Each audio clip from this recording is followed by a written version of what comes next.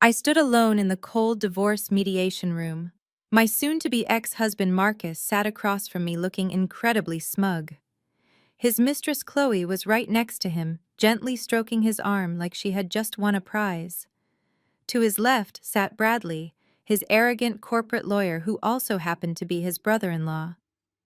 Bradley sneered and tossed a printed bank statement across the heavy mahogany table. It slid to a stop right in front of me. He pointed at the bottom line and laughed out loud. $12. That is all you have to your name, Maya. You cannot even afford a public defender. The entire room seemed to vibrate with their shared amusement.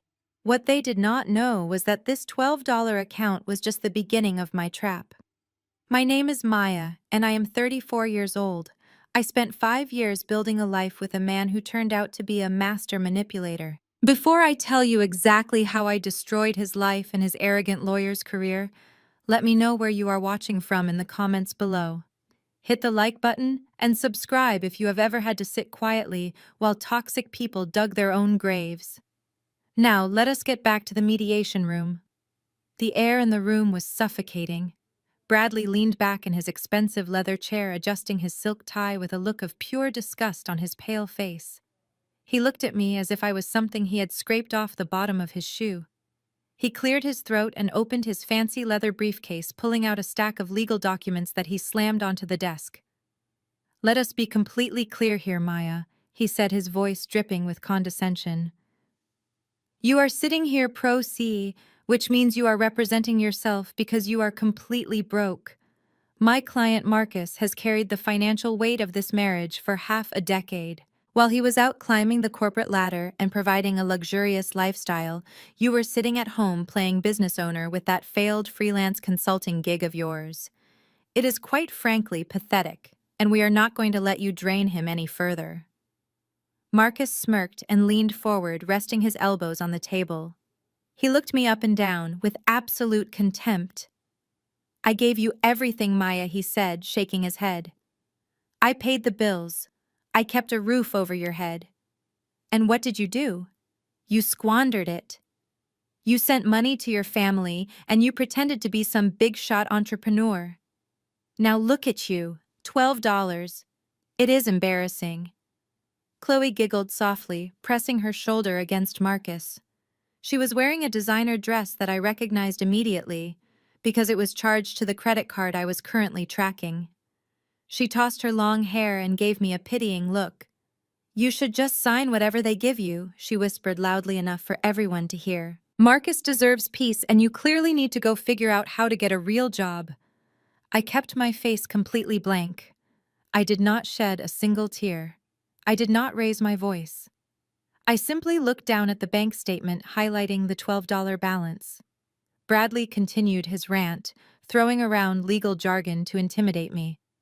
"Pursuant to the statutes of equitable distribution, we are prepared to offer you a walk-away deal," he proclaimed loudly. "Since you have contributed absolutely nothing of value to the marital estate, we are graciously allowing you to leave without pursuing you for spousal support. However, you will need to assume the $50,000 in marital credit card debt. Consider it a penalty for your financial negligence. It is a generous offer considering your lack of assets and your complete failure to generate any substantial income during the marriage." He pushed a pen across the table. It rolled and hit my folded hands. "Sign the papers, Maya," he demanded sharply. "Do not make this harder than it has to be. You have no leverage. You have no money. You have no legal representation. You are completely out of your league here, and if we take this to a judge, they will laugh you out of the courtroom." I slowly picked up the pen. The smooth, cool metal felt grounding against my skin. I looked at Bradley and then at Marcus. They were so confident in their victory. They were absolutely certain that they had cornered a helpless, broke woman. They believed their own false narrative so deeply that they never once bothered to verify the actual facts.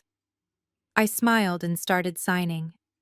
I held the pen over the dotted line, but before the ink could even touch the paper, Bradley slapped his hand down on the second page. "Hold on a minute," he said, flashing a predatory grin. "Make sure you read paragraph 4, Maya. We are not just talking about you walking away from the house and the car. We are talking about the $50,000 balance on the joint platinum credit card. My eyes scanned the paragraph he was aggressively pointing at. The stipulation stated that I would assume 100% of the marital debt. I looked up at him, keeping my expression perfectly neutral. $50,000. I repeated, my voice steady. You want me to take on the entirety of the credit card debt while Marcus keeps the $400,000 equity in our home? Absolutely. Marcus cut in, leaning across the table, so his face was just inches from mine. His breath smelled like stale coffee and arrogance. You honestly think I am going to let you walk away free and clear after what you tried to pull? I know exactly where my money has been going, Maya. You thought you were so clever siphoning cash out of my accounts to send to your sick, broke mother in Chicago. Chloe gasped dramatically and covered her mouth with her manicured hand. Oh my God, Marcus, she whispered loudly. She was stealing from you to pay her mother's medical bills. That is so twisted. I am not a fool. Maya. Marcus continued, his voice echoing in the small, sterile room. I saw the bank transfers.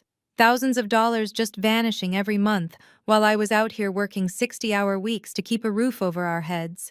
You took advantage of my generosity for years. You treated me like a personal bank to fund your little family charity projects because your own freelance business is a complete joke. That is why I marched down to the bank and froze every single joint account we had. I cut you off completely. Bradley nodded approvingly, crossing his arms over his chest. My client took the necessary steps to protect his hard-earned assets from further misappropriation, he added, using his best courtroom voice. You are incredibly lucky we are not pressing criminal charges for financial fraud. Signing over the house and taking this $50,000 debt is a gift, Maya. It is the only way you get to walk out of here without handcuffs on. I set the pen down gently on the mahogany table and folded my hands in my lap. The sheer audacity of their lies was almost impressive. Marcus was putting on the performance of a lifetime, and his lawyer was eating it right up. They had constructed this entire narrative where I was the gold-digging villain and he was the hard-working victim. Marcus, I said, my tone calm and measured. We both know that is simply not true. I have never stolen a single dime from you. The money I sent to my mother in Chicago came from my own personal savings. And as for that $50,000 credit card balance, let us be honest about what those charges actually are.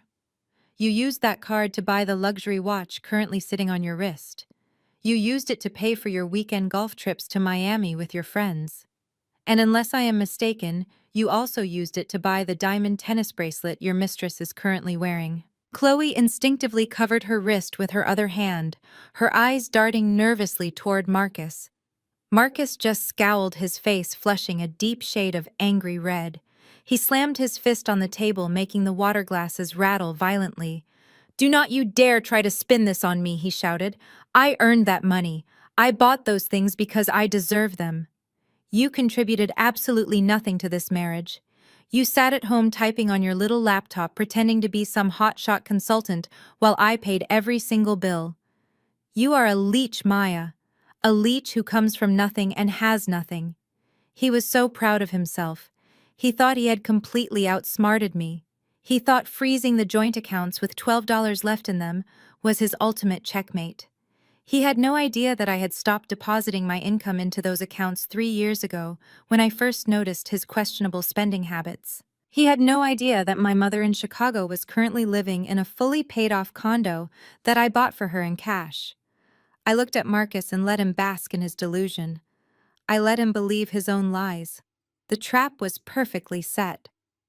The heavy silence in the room stretched for a few seconds before Chloe decided it was her turn to take the stage. She shifted in her seat, leaning closer to Marcus, and intentionally rested her hand on his forearm. As she moved, the overhead fluorescent lights caught the brilliant sparkle of the diamond tennis bracelet circling her wrist. She made sure I was looking directly at it before she spoke. Her voice was dripping with that fake sweet tone women use when they are trying to disguise their venom.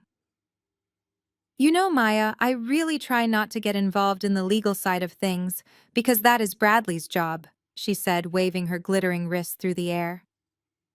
But sitting here listening to you try to play the victim is just exhausting.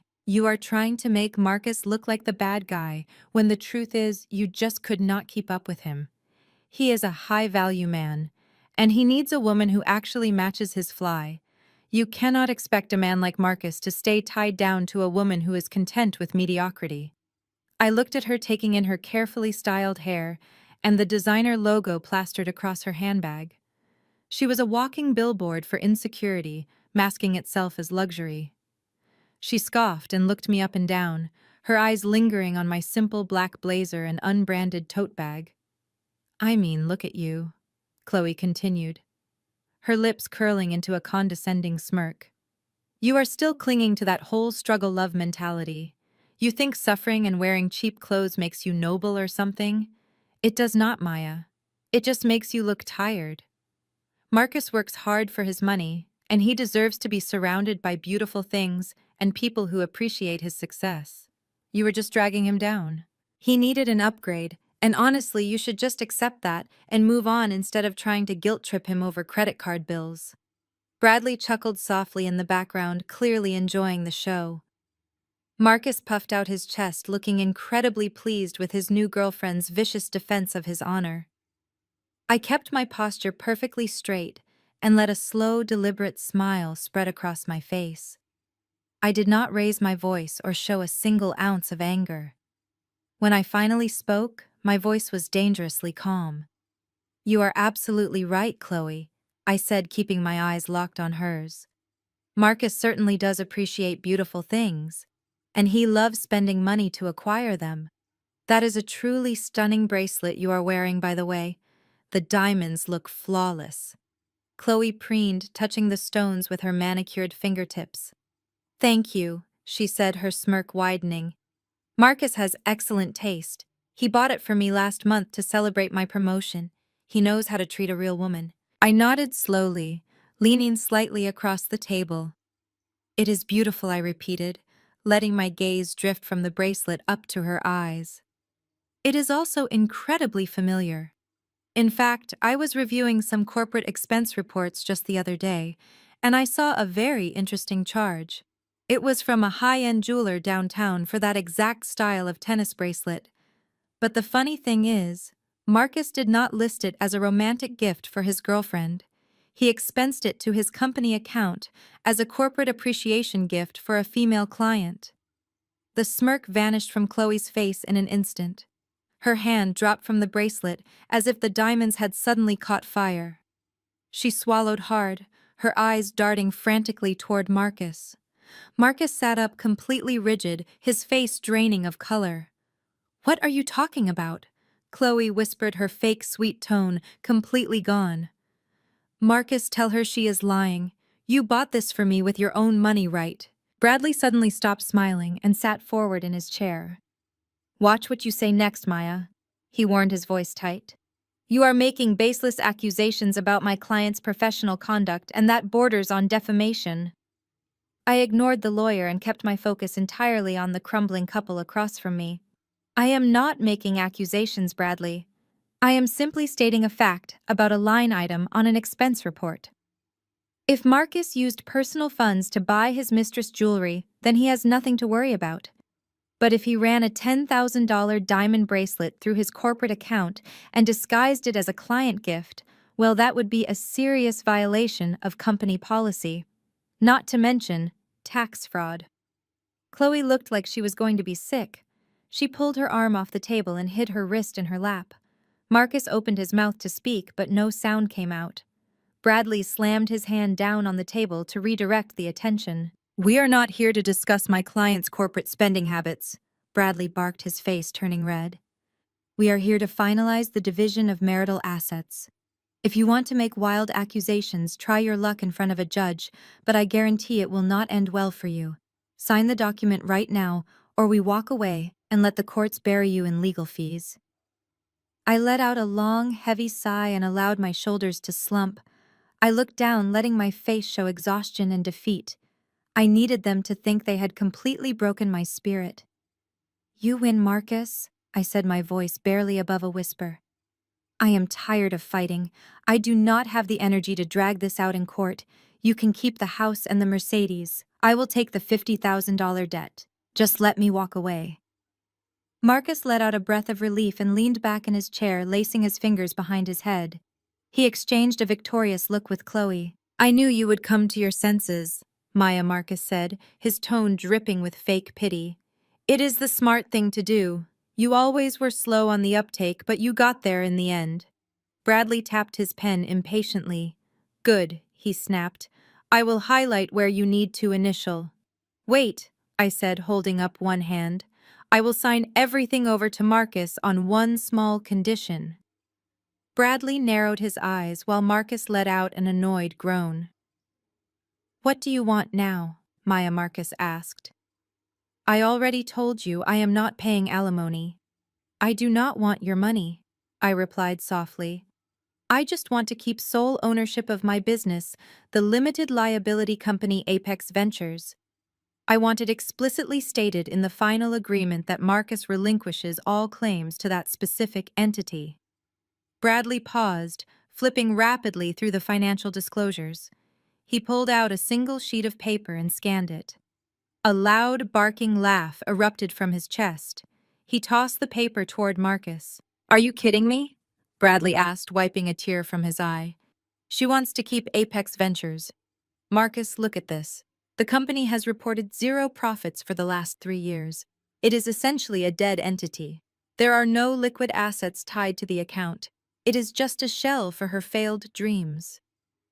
Marcus looked at the paper and chuckled, shaking his head.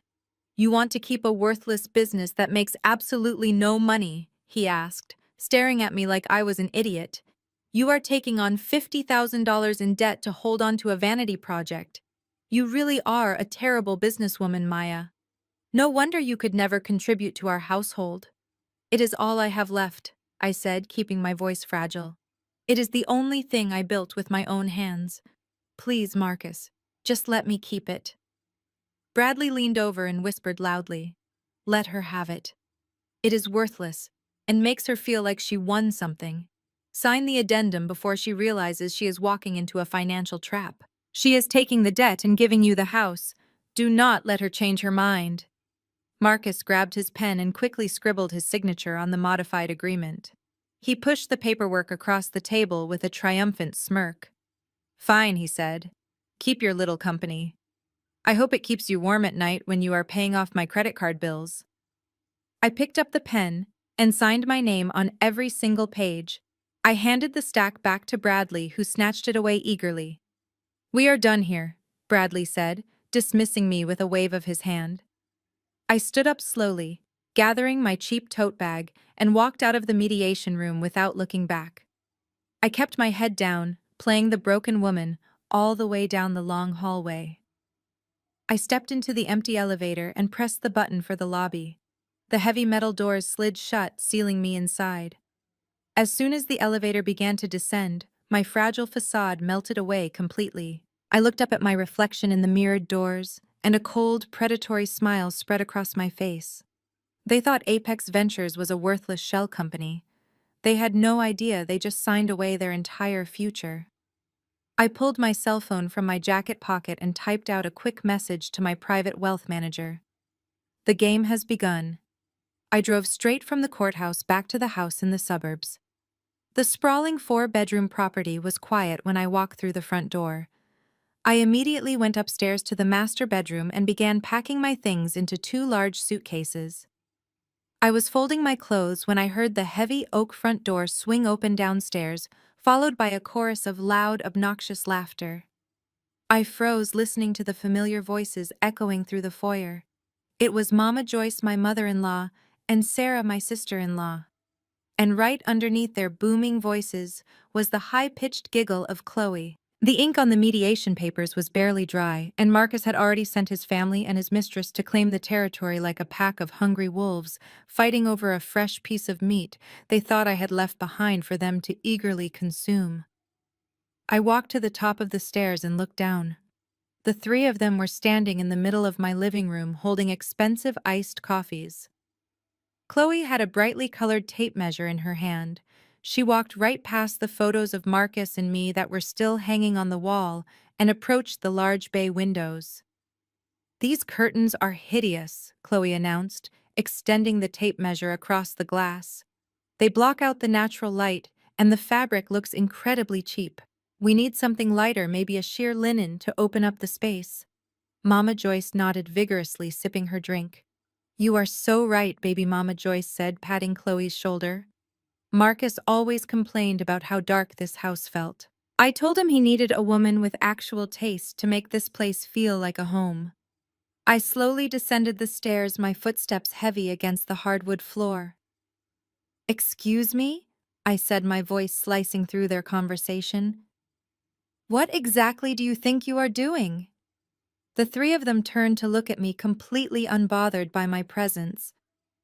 Sarah rolled her eyes and crossed her arms over her chest. Oh, please, Maya, do not act so dramatic, Sarah scoffed.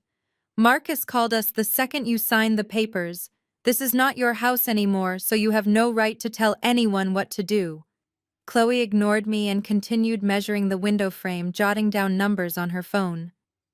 Listen, Maya, while you are packing your bags, make sure you scrub the master bathroom, Chloe said without looking in my direction.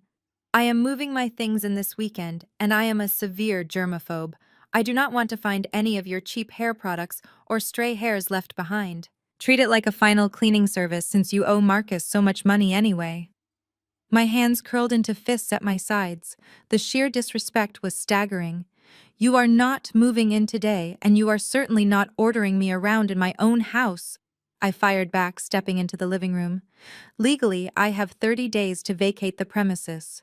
Until I hand those keys over to Marcus, this is still my home and none of you are welcome here. Get out right now. Mama Joyce stepped forward, placing herself between me and Chloe like a shield. She pointed a manicured finger aggressively in my face. Do not you dare raise your voice at us in my son's house, she yelled, her eyes wide with fury. You are nothing but a guest here now, Maya. An unwanted guest.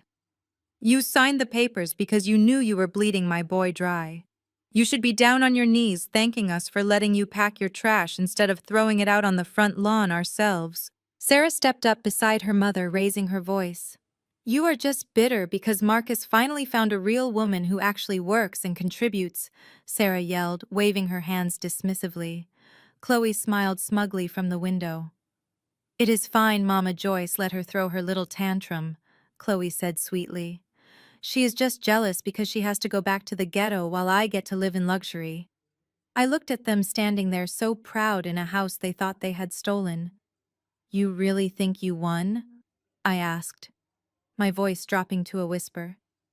You think bullying me out of this house makes you winners? Sarah laughed. We did win, Maya, she spat. Look around. You have nothing left. I turned my back on them and walked toward the stairs. Do not forget the bathroom, Chloe called out after me, laughing loudly. I kept walking, my mind already calculating the exact moment I would watch their entire world burn. I reached the top of the stairs and walked back into the master bedroom, pulling my second suitcase onto the bed. I could hear their heavy footsteps following me up the wooden staircase. They were not going to let me pack in peace. They wanted an audience for their victory lap. Mama Joyce appeared in the doorway first, crossing her arms and leaning against the frame. Sarah stood right behind her, peering over her shoulder with a nasty grin. Chloe sauntered in past them, acting as if she already owned the space.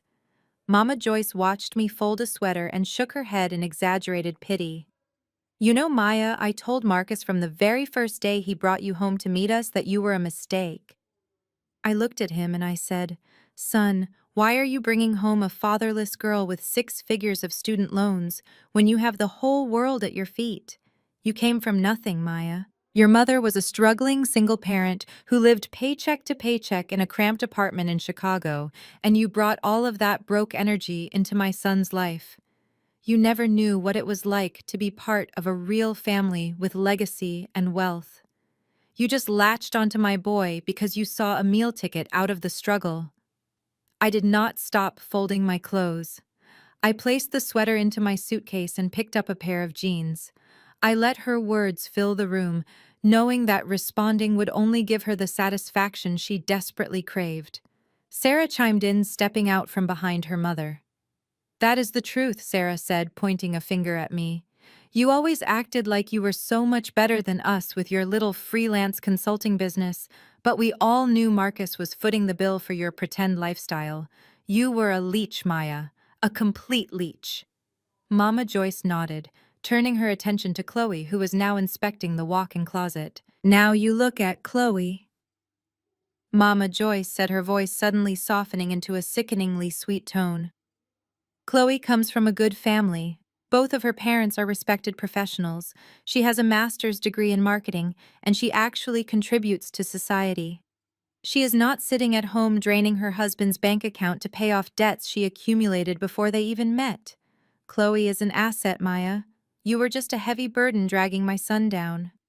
Chloe turned around from the closet and smiled modestly. Thank you, Mama Joyce, Chloe said, batting her eyelashes.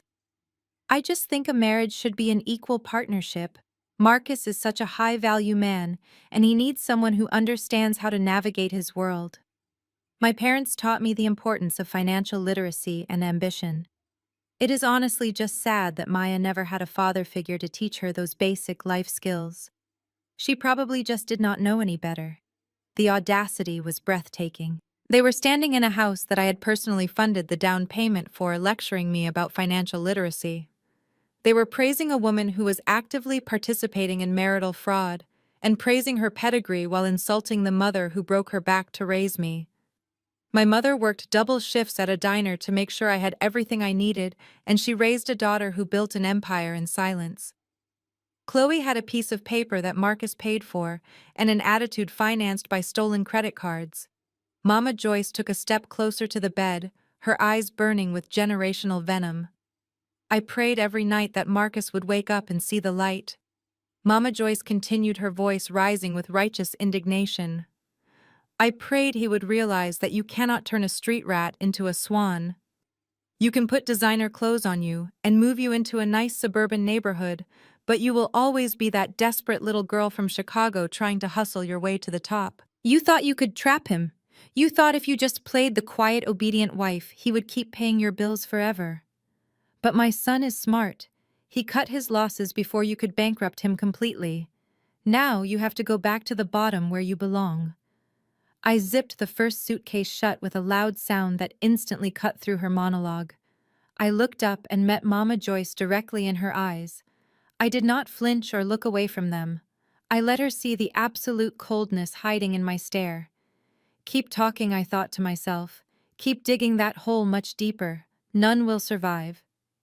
You have a lot to say about my mother, Mama Joyce, I said, stepping away from the bed and closing the distance between us. My voice was dangerously low, forcing her to stop leaning against the doorframe and stand up straight. My mother worked 2 jobs so I would not have to rely on a man to validate my existence. She taught me how to stand on my own 2 feet. What exactly did you teach your son? Did you teach him how to lie? Or did he learn that from his father? Mama. Joyce stiffened, her eyes narrowing. Do not you dare bring my late husband into this, she warned, her voice shaking with sudden fury. He was a great man. He was a pillar of the community. A pillar of the community, I repeated, letting out a sharp, humorless laugh. Is that what we are calling it now? Because the way I remember it, he spent 20 years of your marriage funding a completely separate household across town. He had a whole other family, Mama Joyce. And you knew about it. You sat in the front pew at church every Sunday wearing your big hats and your fake smiles, pretending everything was perfect, while he humiliated you in front of the entire neighborhood. You stayed with a man who treated you like an option because you were too terrified of losing your comfortable lifestyle to demand basic respect. Shut your mouth, Maya, Sarah screamed, stepping forward as if she was going to hit me. You do not know anything about our family. I know everything. I fired back, glaring at Sarah until she backed down. I know that your mother is standing in my bedroom right now, projecting decades of her own unhealed trauma onto me. You hate me, Mama Joyce, because I am not doing what you did. I am not turning a blind eye to your son's infidelity. I am not shrinking myself to protect his fragile ego. You look at me, and you see the courage you never had. You praise Chloe because she is just like you. A woman willing to accept the absolute bare minimum from a man, as long as it comes with a platinum credit card and a nice suburban house. Mama Joyce let out a high-pitched shriek of absolute outrage. Her hands flew to her chest, and her face turned an alarming shade of purple. "You ungrateful little wretch!" she screamed, spit flying from her lips. "How dare you speak to me that way in my son's house? I am going to make sure you have nothing. I am going to see you on the streets." Before I could deliver the final blow, a heavy clanking sound echoed from the hallway downstairs. Heavy boots thumped on the wooden steps. A moment later, a man in a blue work shirt carrying a heavy metal toolbox appeared in the doorway right behind Chloe. "Right this way, Jim," Chloe said brightly, pointing past Mama Joyce and Sarah. "I need the locks on this bedroom door completely replaced. And after you finish up here, we will go downstairs and do the front and back doors. I want high-security deadbolts on everything. I cannot have unauthorized people sneaking back in to steal my things." The locksmith looked past the three women and locked eyes with me, standing next to my half-packed suitcases. He shifted his weight uncomfortably, clearly realizing he had just walked into the middle of a massive domestic dispute. "Excuse me, Mom," he said, looking at Chloe. "Is this property vacant? Because my company policy is pretty strict about changing locks during an active eviction or dispute." Chloe waved her hand dismissively, her diamond bracelet catching the light again. "Ignore her, Jim. She is just the ex-wife grabbing the last of her trash. My boyfriend owns this house, and he is paying you double your emergency weekend rate to get this done right now." I stepped forward, pushing past Sarah and Mama Joyce, who were still seething. "Jim," I said, addressing the man directly and keeping my tone completely professional. "My name is Maya, and I am legally a resident of this property. The divorce agreement was signed less than an hour ago, and I have 30 days to vacate. If you change these locks while my belongings are inside, you will be participating in an illegal lockout.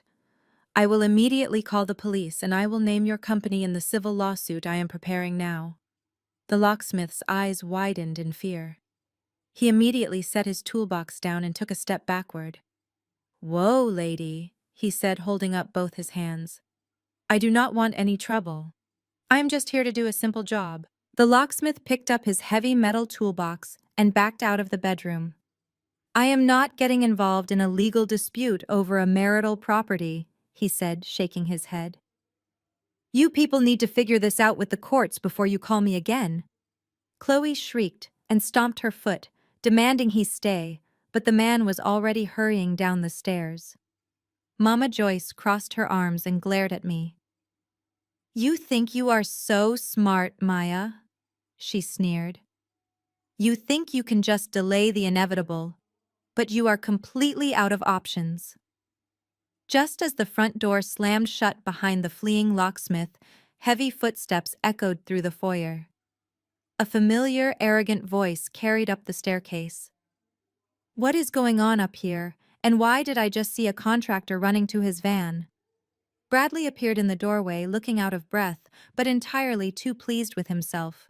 He had rushed over straight from the courthouse, still wearing his expensive tailored suit. He stepped into the room and immediately positioned himself in front of Mama Joyce and Chloe, puffing out his chest like a brave knight defending his kingdom. Bradley surveyed the room and locked his eyes on my half-packed suitcases. He let out a loud, dramatic sigh and pinched the bridge of his nose. "Maya, we literally just left the mediation room," he said, using that incredibly condescending tone he reserved specifically for me. "My client was generous enough to let you gather your cheap belongings, but you are clearly abusing his kindness. You are causing a disturbance and harassing his family. I am going to have to ask you to close your bags and leave the premises immediately before things get very ugly for you today." I did not stop what I was doing at all. I grabbed the last stack of clothes from the dresser and placed them neatly into the suitcase. "I am not going anywhere until my bags are packed and my arranged transportation arrives," I replied calmly. "And as I just explained to the locksmith, I have 30 days to vacate this property under state law." Bradley took a sudden, aggressive step forward. He invaded my personal space, standing so close I could smell his strong cologne. He looked down his nose at me, trying to use his height for physical intimidation. "You do not get to cite state law to me, you arrogant little woman," Bradley hissed, his face turning red with anger. "I am an attorney. I know exactly what the law says, and I know how to use it against people like you. The agreement you signed transferred full ownership of this property to Marcus, effective immediately. By remaining here against the wishes of the rightful owner and his designated guests, you are committing criminal trespass. I will call the police right now and have you dragged out of here in handcuffs if you do not leave immediately today." Chloe smiled triumphantly and leaned against the doorframe. "Do it, Bradley," she cheered. "Call the cops and let them holler away. It will be hilarious." Mama Joyce nodded in agreement, folding her arms tightly across her chest. "Show her what happens when she disrespects my family, Bradley. She needs to learn her place." Bradley pulled his brand new cell phone from his suit pocket and held it up, waving it in my face. "This is your final warning, Maya," he threatened. "Leave right now or I am dialing emergency services and reporting a hostile intruder inside the house today." I looked at the phone and then looked directly into his angry eyes. I did not flinch at all. I did not step back. I simply reached down, grabbed the heavy zipper of my suitcase, and pulled it shut with a loud, sharp sound that echoed in the tense room. I stood up straight and faced him squarely. "Go ahead and call them, Bradley," I said, my voice completely steady. "Call the police. But while they are on their way, you might want to call whichever cereal company gave you your law degree inside one of their cardboard cereal boxes. Because any real lawyer would know that a signed mediation agreement is not a finalized court order until a judge actually signs it. Even if it was finalized, state eviction laws require a formal 30-day written notice before anyone can be legally removed from a primary residence. If you call the police, they will tell you this is a civil matter. And if you try to forcefully remove me, they will arrest you for assault. So please dial the number. I would love to watch a supposed legal expert explain his profound ignorance to a uniformed police officer." Bradley froze, completely stiff. He opened his mouth, but no words came out. I did not wait for him to find his voice. I grabbed my 2 suitcases and pushed past him. I walked down the hallway and headed straight for the stairs. Mama Joyce and Sarah stood on the landing. They stepped aside when they saw my eyes. I maneuvered my luggage down the wooden staircase, keeping my steps deliberate and steady. I was not going to run. I was not going to let them see me sweat. I reached the bottom floor and walked straight toward the heavy oak front door. Behind me, Bradley frantically whispered to reassure his family. He was making up some new excuse about giving me a break. I pushed the front door open and stepped into the sunlight. The warm air hit my face, and I took a deep breath of freedom. A beat-up silver sedan pulled into the driveway. It was the Uber I had requested right after leaving the courthouse. The car had a dented door and peeling paint. It was exactly the kind of car my arrogant in-laws would despise. Right on cue, the front door swung open again. Marcus had apparently arrived while I was upstairs packing. He stepped out onto the wide front porch, surrounded by his mother, his sister, his lawyer, and his mistress. They stood together like a royal family surveying their kingdom. Marcus pointed at the dented silver car and let out a loud, booming laugh. "Is that your royal carriage, Maya?" he shouted, his voice echoing down the quiet suburban street. "Try not to get tetanus on your way back to the slums." Chloe giggled and leaned her head on his shoulder. "Make sure you give the driver 5 stars for picking up trash," she yelled. I loaded my suitcases into the trunk of the car and closed it firmly. I walked around to the passenger side and opened the door. I looked back at the porch one last time. They were all smiling and laughing, completely intoxicated by their perceived victory. They thought they had successfully discarded me. I gave them a polite nod and slid into the back seat of the car. I closed the door, shutting out their cruel laughter, and gave the driver the address to a luxury downtown hotel they knew nothing about. As the car pulled away from the curb, I reached into my bag and pulled out my cell phone. The fragile, helpless persona I had maintained for the last hour was officially retired. I unlocked my screen and dialed a private number. It rang twice before a crisp, professional voice answered. "Good afternoon, Miss Maya," the voice said. "I assume the mediation went exactly as planned." "Yes. David, it went perfectly, I replied, keeping my tone strictly business. Marcus signed the agreement. He assumed full liability for the debt, and he officially renounced any and all claims to Apex Ventures. David let out a low chuckle. Excellent news, he said. Shall I initiate the next phase? Yes, I said, looking out the window as we merged onto the highway. Unseal the financial records for the holding company and notify the board of directors that I am officially stepping back in as majority shareholder. And David, make sure our legal team prepares the eviction notices for all residential properties under our corporate umbrella. I will have them drafted and ready by tomorrow morning, he promised. I ended the call and opened a secure browser window on my phone. I navigated directly to the official website for the Internal Revenue Service. I clicked on the portal for reporting suspected tax fraud and corporate embezzlement. The form asked for specific details regarding the alleged financial misconduct. I began typing with rapid precision. I detailed how Marcus was using his corporate expense account to purchase luxury items, including a $10,000 diamond tennis bracelet. I provided the exact dates of the transactions, the name of the jewelry store, and the specific corporate tax identification number he used to write off the purchases as business expenses. I also included details about his secret transfers to a fraudulent trust account. I reviewed the information one last time, making sure every single detail was perfectly accurate and legally actionable. They wanted to play a game of financial ruin, and I was more than happy to oblige. I hit the submit button and watched the confirmation screen load completely on my device. A small confirmation number appeared, verifying that the anonymous tip had been successfully received by the federal agency. I locked my phone and leaned back against the headrest. The family was probably still celebrating on that front porch, completely oblivious to the storm gathering right above their heads. The first domino was pushed. 2 weeks passed in the blink of an eye. The first Saturday of June arrived, bringing the sweltering summer heat and the perfect excuse for a massive family celebration. Marcus hosted a huge Juneteenth cookout at the house he stole from me.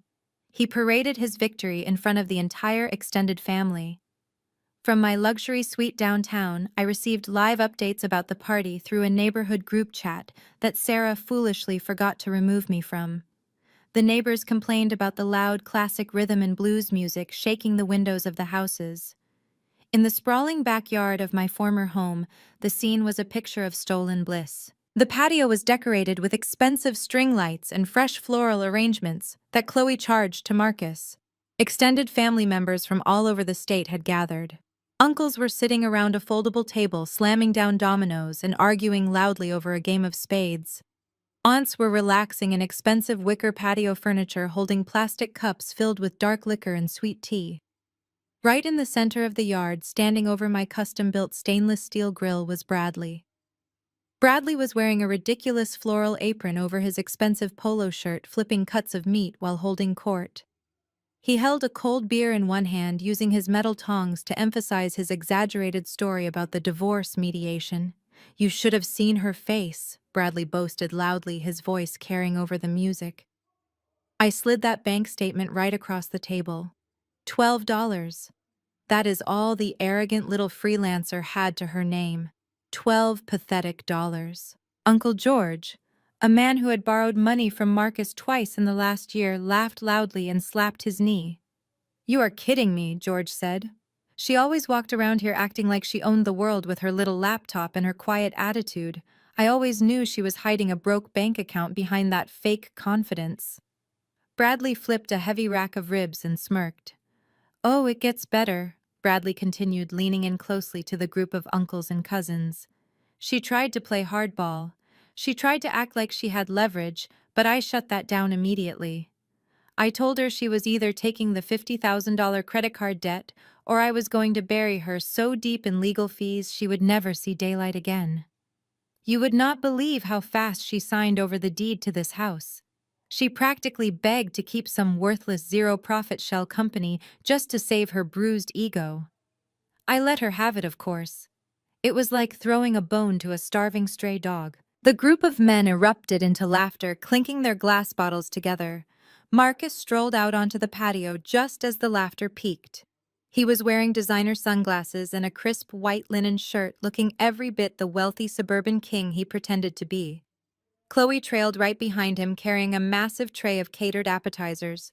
She was wearing a matching white sundress, her diamond tennis bracelet, catching the bright afternoon sun for everyone to admire.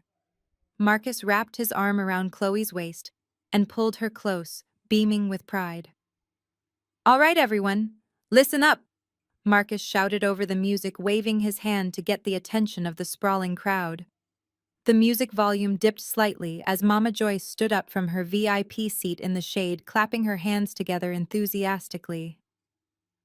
"I want to make a toast," Marcus announced, holding up his crystal glass. "First of all, thank you all for coming to my home to celebrate. It has been a rough few months dealing with dead weight, but as you can see, I have finally upgraded my life." The crowd cheered and whistled, "And I especially want to toast to my beautiful woman Chloe." Marcus continued kissing her cheek. "Not only has she brought peace back into my house, but she is officially up for the regional director promotion at the firm next week. We are looking at a massive salary bump and a corner office. To Chloe and to my new life." Mama Joyce raised her cup high into the air, her face glowing with absolute triumph. "To my smart, handsome son and his beautiful, educated woman," she yelled over the crowd. "Good riddance to the past and hello to the future." The entire backyard erupted in cheers, raising their glasses and cups. They drank to their perceived success, and they drank to my supposed ruin. They were completely unaware that every expensive piece of meat they were eating, every drop of premium liquor they were drinking, and the very ground they stood on was about to be ripped away. The celebration continued at full volume for another hour before the first real problem emerged. Uncle George walked to the makeshift outdoor bar and picked up an empty bottle of premium scotch, turning it upside down. Not a single drop was left. The coolers were entirely empty of champagne and the expensive tequila was gone. Marcus, wanting to maintain his flawless image as the ultimate provider, immediately waved his hand dismissively. He pulled out his smartphone and loudly announced that he was having a special emergency restock delivered from an exclusive liquor boutique. He promised everyone vintage champagne. 30 minutes later, a black delivery van pulled into the circular driveway. Marcus smiled and strutted toward the front of the house. Chloe immediately grabbed his arm, following closely beside him, making sure everyone on the patio was watching. She wanted the entire family to see how much money her man would spend on a whim to keep her party going. The delivery driver opened the back doors and began unloading heavy wooden crates filled with top-tier bottles. He stacked them neatly on the front porch and pulled out a digital payment tablet. "The total comes to exactly $2,850, sir," the driver said, holding out the device. Marcus did not even blink. He reached into his designer wallet and pulled out his heavy corporate black card. He flipped it between his fingers so the sunlight could catch the metallic edge before handing it over. "Swipe that and add a $200 tip for your fast service," Marcus said, puffing out his chest. Chloe beamed with pride, leaning her head against his shoulder. The driver inserted the card into the digital reader. The machine processed for a few seconds before emitting a sharp, harsh beep. The screen flashed bright red. The driver looked down at the tablet and frowned. "I am sorry, sir, but this card has been declined," he said politely. Marcus let out a short, annoyed sigh and shook his head. "It is probably just a standard fraud alert," he said, waving his hand. "The bank sees a large weekend purchase, and they freeze it for my protection. Just run the card one more time." The driver nodded and inserted the metal card again. The machine processed and then beeped sharply a second time. Another bright red screen. "It is completely declined, sir." The driver repeated, his tone growing a bit impatient. "I cannot release these crates without a successful authorization." Chloe immediately dropped her hand from Marcus and stepped back. Her smile completely vanished. She looked over her shoulder at the patio where several aunts and uncles were now openly staring at them from the side gate. "Marcus, what is going on?" Chloe hissed, her voice tight with sudden embarrassment. "You promised everyone the vintage champagne for my promotion toast. Why is your card declining in front of your entire family? Do you have any idea how humiliating this makes me look? Fix this right now." Marcus felt a sudden rush of heat crawl up the back of his neck. He forced a smile and quickly pulled out his personal platinum backup card. "It is fine, baby," he whispered frantically. "The corporate account probably just got locked because of the holiday weekend. I will use my personal card." He snatched the black card from the driver and handed over the silver platinum card. The driver swiped it without a word. The machine beeped a third time, declined. The red light flashed brightly in the afternoon sun, reflecting off the polished wooden crates. Panic finally pierced through the arrogant fog in his mind. The platinum card had a $50,000 limit. It should have been completely clear. Chloe let out a loud, dramatic groan and stomped her foot on the pavement. "Are you kidding me right now?" she yelled, not caring who heard her. "You brought me out here to show off, and you cannot even pay for drinks. You are making me look like a fool." Marcus quickly turned around and let out a booming, artificial laugh, projecting his voice toward the backyard so the family would hear him. "Wow, these bank security measures are getting absolutely ridiculous," he yelled, forcing a wide grin. "They froze all my accounts, thinking my wallet was stolen." "Hold on just 1 minute, folks." He turned back to the driver, his face pale and slick with sudden cold sweat. "Leave the boxes right here," he ordered in a hushed, panicked voice. "Let me go inside and call my bank to clear this up. It will only take 2 minutes. He did not wait for an answer. He turned and rushed into the house, leaving Chloe standing alone on the driveway. The facade was finally cracking. Marcus sprinted through the long hallway of the house, ignoring the loud music and the family cheering in the backyard. He pushed past the wooden door of his home office and slammed it shut, locking the deadbolt behind him. The sudden silence was deafening compared to the party outside. He leaned against the door, pressing his palms against the cool wood, trying to slow his racing heartbeat. This was impossible. He made over $200,000 a year. He was wealthy. He pushed himself away from the door and rushed over to his large mahogany desk. He threw himself into his leather chair and grabbed his cell phone. His hands were shaking so badly, he dropped the device on the desk before snatching it back up. He dialed the direct emergency line for his corporate accounting department. It was a Saturday, but executives had access to a 24-hour financial liaison. The phone rang 3 times before a stern voice answered. "Corporate finance, this is Richard speaking." "Richard, it is Marcus," he said, trying to keep his voice steady, but failing miserably. "I am hosting a major client event at my home right now, and my corporate black card just declined at the door. I need you to lift whatever security hold the bank put on it immediately. It is extremely embarrassing, and I have people waiting." There was a long, heavy pause on the other end of the line. The silence stretched out, making Marcus feel sick to his stomach. "Marcus, I cannot do that," Richard finally said, his tone completely devoid of its usual friendly warmth. "The bank did not place a security hold on your account. The board of directors did. Your corporate card has been suspended indefinitely." Marcus felt the blood drain from his face. "Suspended," he repeated, his voice cracking. "What are you talking about, Richard?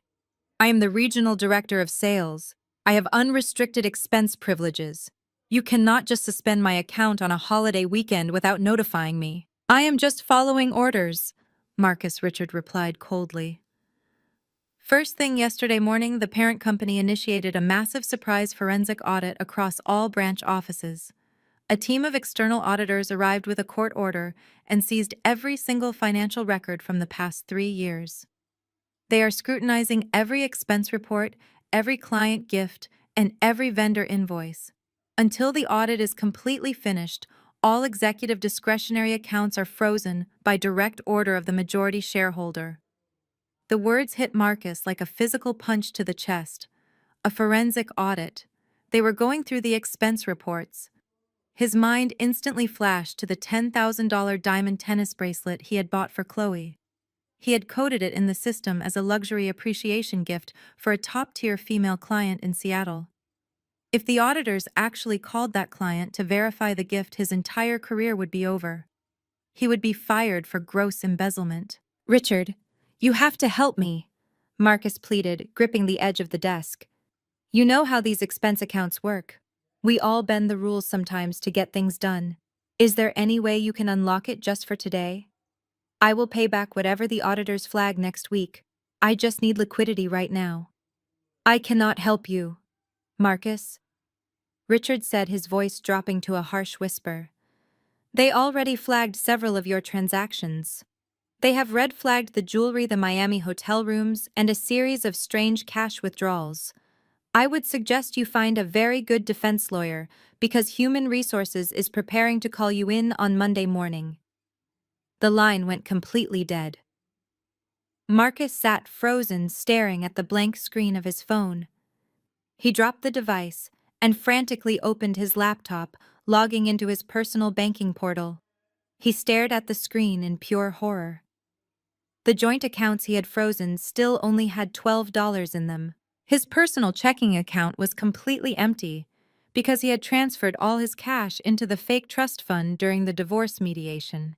His platinum credit card was maxed out at exactly $50,000. He was broke. He pulled open his desk drawer, grabbing a stack of mail. He ripped open the envelopes with trembling fingers. The first was the mortgage statement demanding a massive payment by the first of the month. The second was an invoice from Bradley's law firm. Bradley bragged about offering free legal help, but the invoice demanded $15,000 in hidden fees.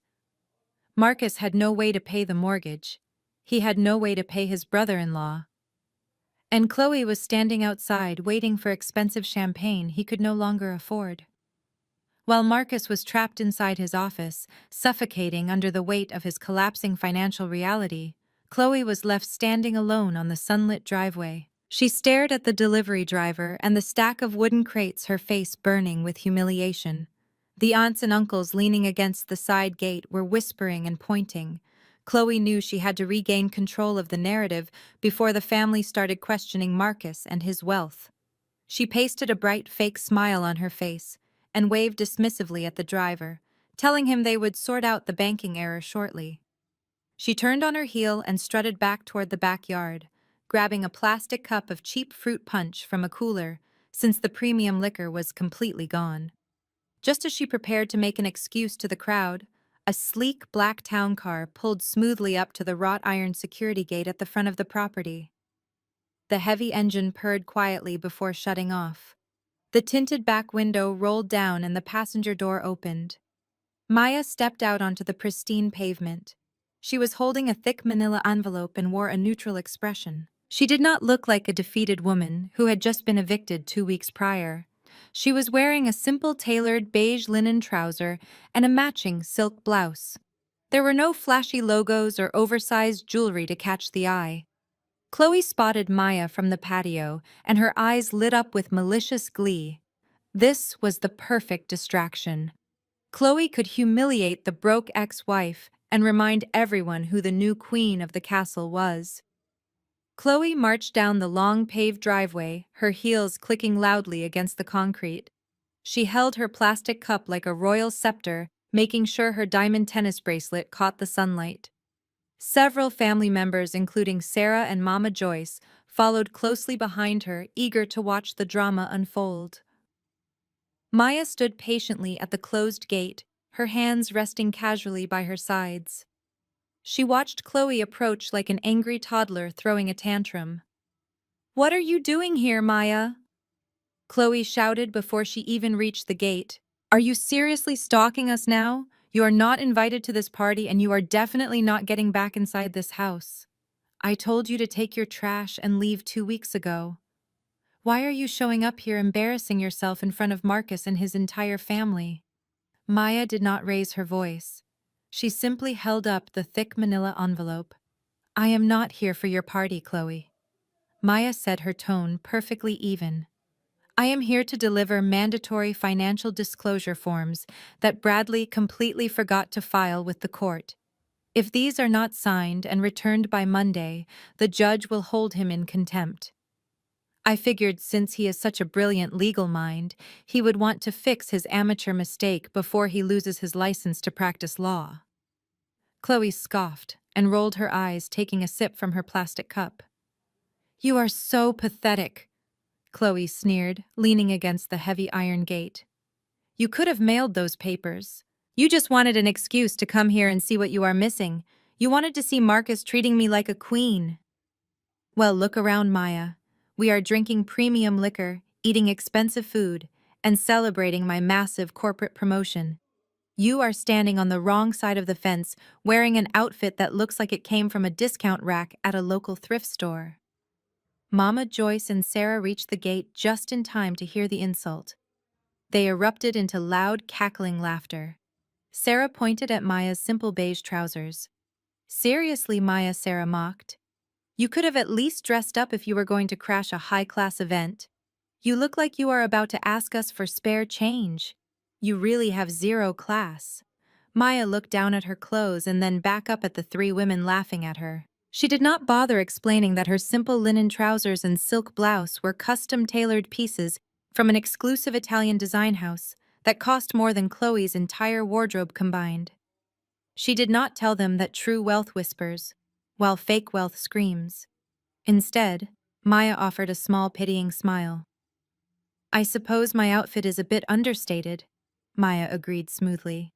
But then again, I do not need to wear flashy logos to prove my worth, and I certainly do not need to rely on a stolen corporate credit card to buy a diamond bracelet just to feel important. The loud, mocking laughter abruptly stopped. Chloe's smug face drained of all color instantly.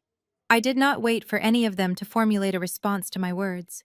I simply kept my eyes fixed forward, waiting for the man of the hour to arrive.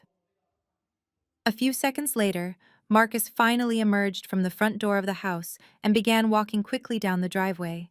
He looked absolutely terrible. He was sweating profusely, and his expensive white linen shirt was damp with nervous perspiration. The arrogant, confident stride he possessed just a few minutes ago was completely gone. He looked like a man who had just seen a ghost. Marcus reached the heavy iron gate and completely ignored the tense standoff happening between his family and me. He grabbed the iron bars and looked at me with wild, desperate eyes. Maya, what are you doing here? He hissed, his voice barely above a frantic whisper. You need to leave right now. You are causing a scene and I am dealing with a massive banking issue.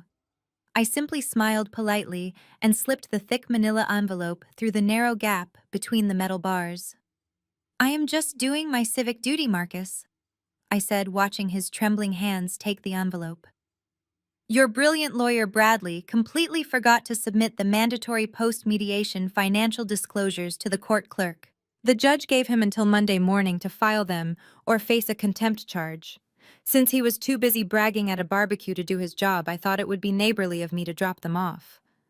Marcus stared at the envelope like it was a live grenade. He opened his mouth to say something, but the words caught in his dry throat.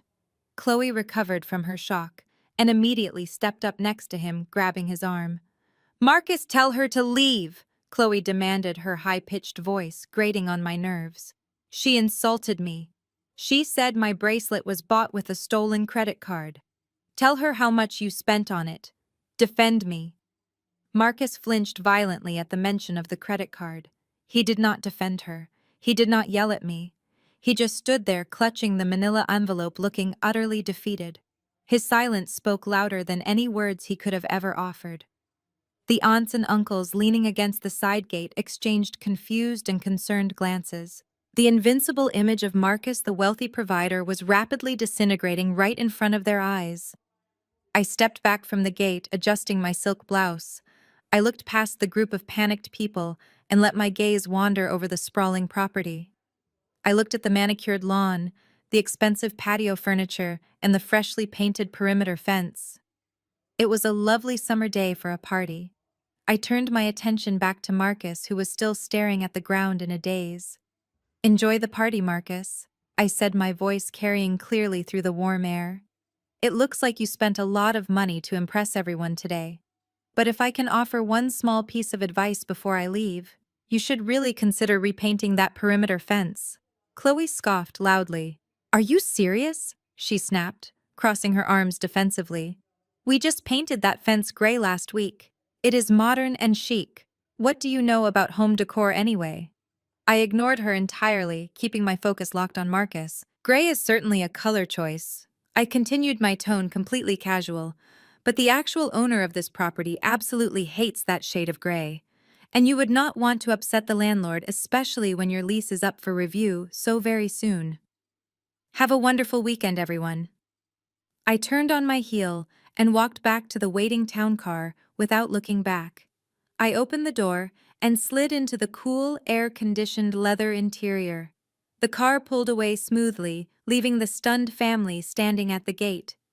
But right before the car turned the corner, I caught a glimpse of Bradley standing frozen on the driveway.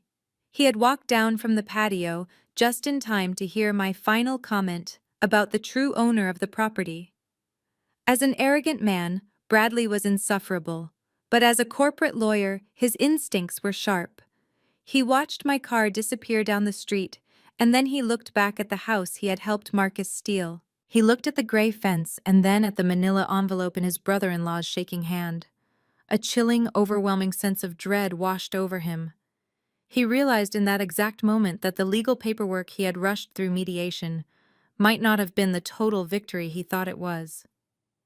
He suddenly remembered the worthless little shell company I had begged to keep. Apex Ventures. The name echoed in his mind like a death knell. The barbecue was officially over. 3 days later, the deposition took place in a downtown law office. The sprawling conference room was a monument to corporate intimidation.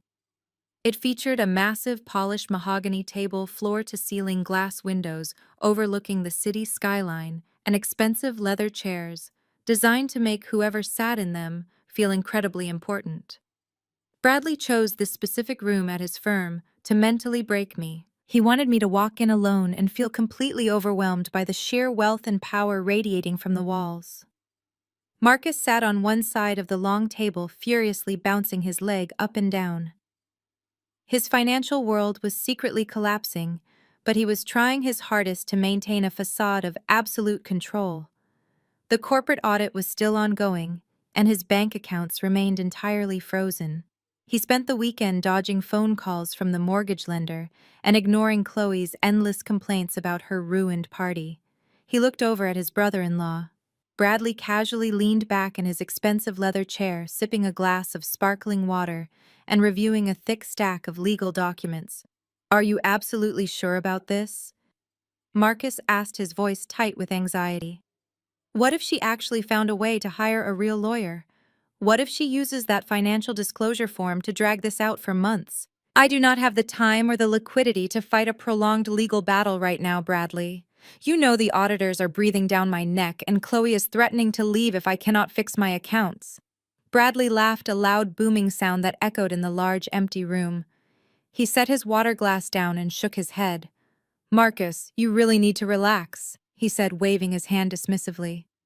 "She is completely bluffing. That little comment she made at the gate about the fence was just a desperate attempt to get under your skin because she is broke and homeless. She dropped off those disclosure forms herself because she could not even afford a simple courier service. Do you honestly think a woman with $12 in her bank account is going to walk through those doors with high-powered legal representation?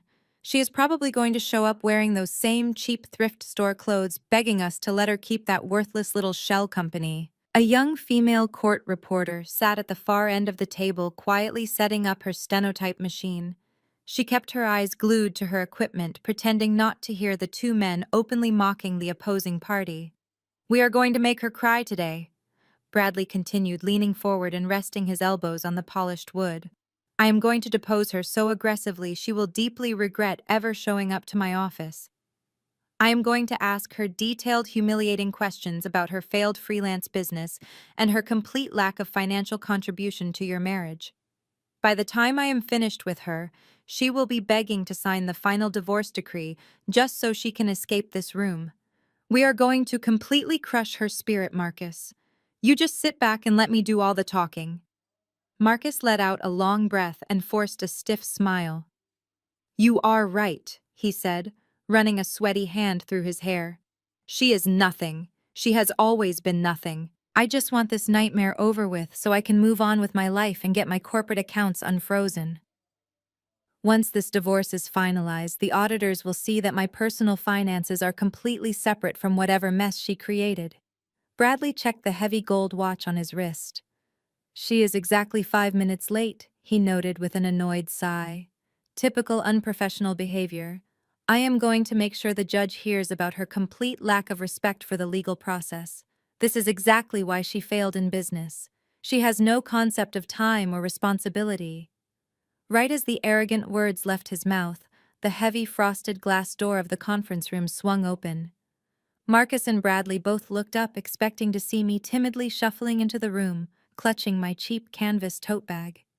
They expected to see a broken, defeated woman who was completely ready to surrender to all their ridiculous demands without putting up any fight. I stepped through the doorway, but I did not look defeated. I was wearing a sharp, tailored charcoal gray suit that radiated authority. I carried a sleek leather briefcase, and my posture was perfectly straight. My face was completely devoid of emotion. But the real shock was not my appearance. It was the fact that I was not walking into that room alone. Walking beside me was a tall, distinguished man with silver hair and piercing blue eyes. He wore a custom-tailored navy pinstripe suit that projected absolute power. He carried a thick leather portfolio under his left arm and walked with the confidence of a man who owned every room he entered.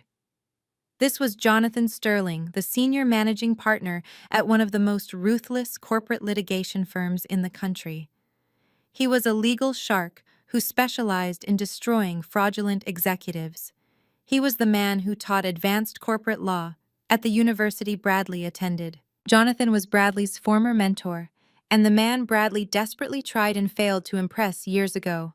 The moment Jonathan crossed the threshold, the temperature in the room seemed to drop 10 degrees.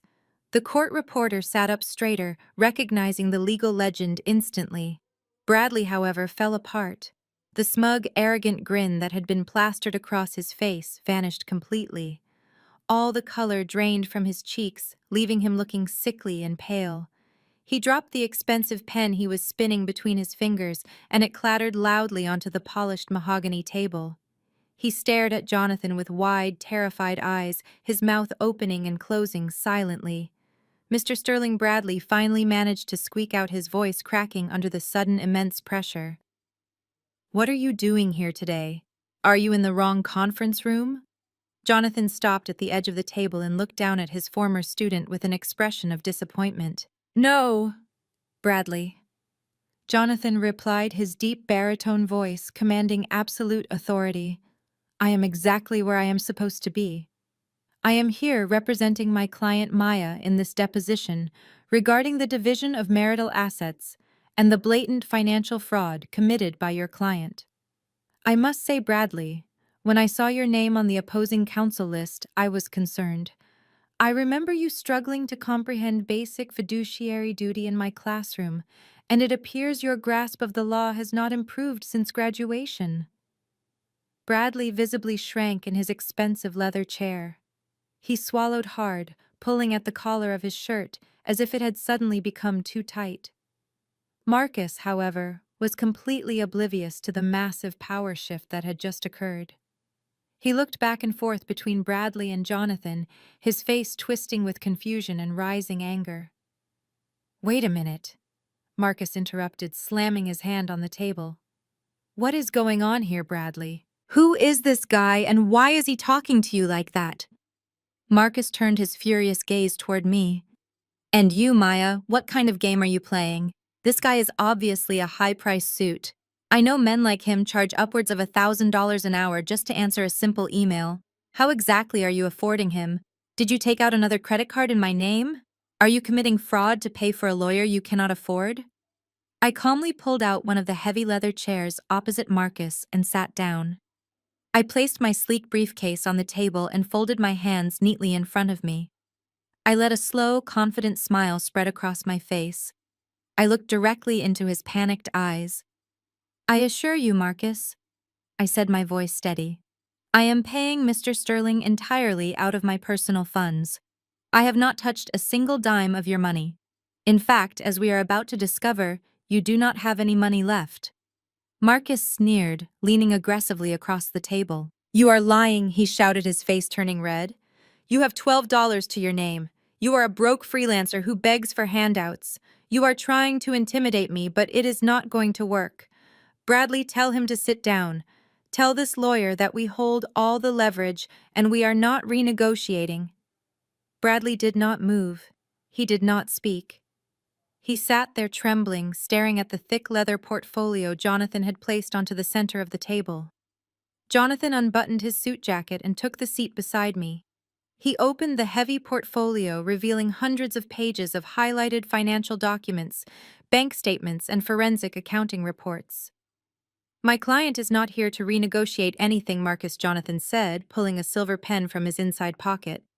My client is here to expose that you have committed egregious marital fraud, perjury, and illegal dissipation of assets.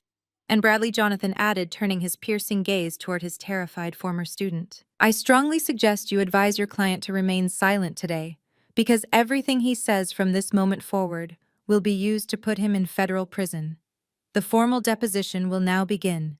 The formal deposition will now begin, Jonathan stated clearly. He looked over at the court reporter, who gave a quick nod, her fingers hovering over the keys.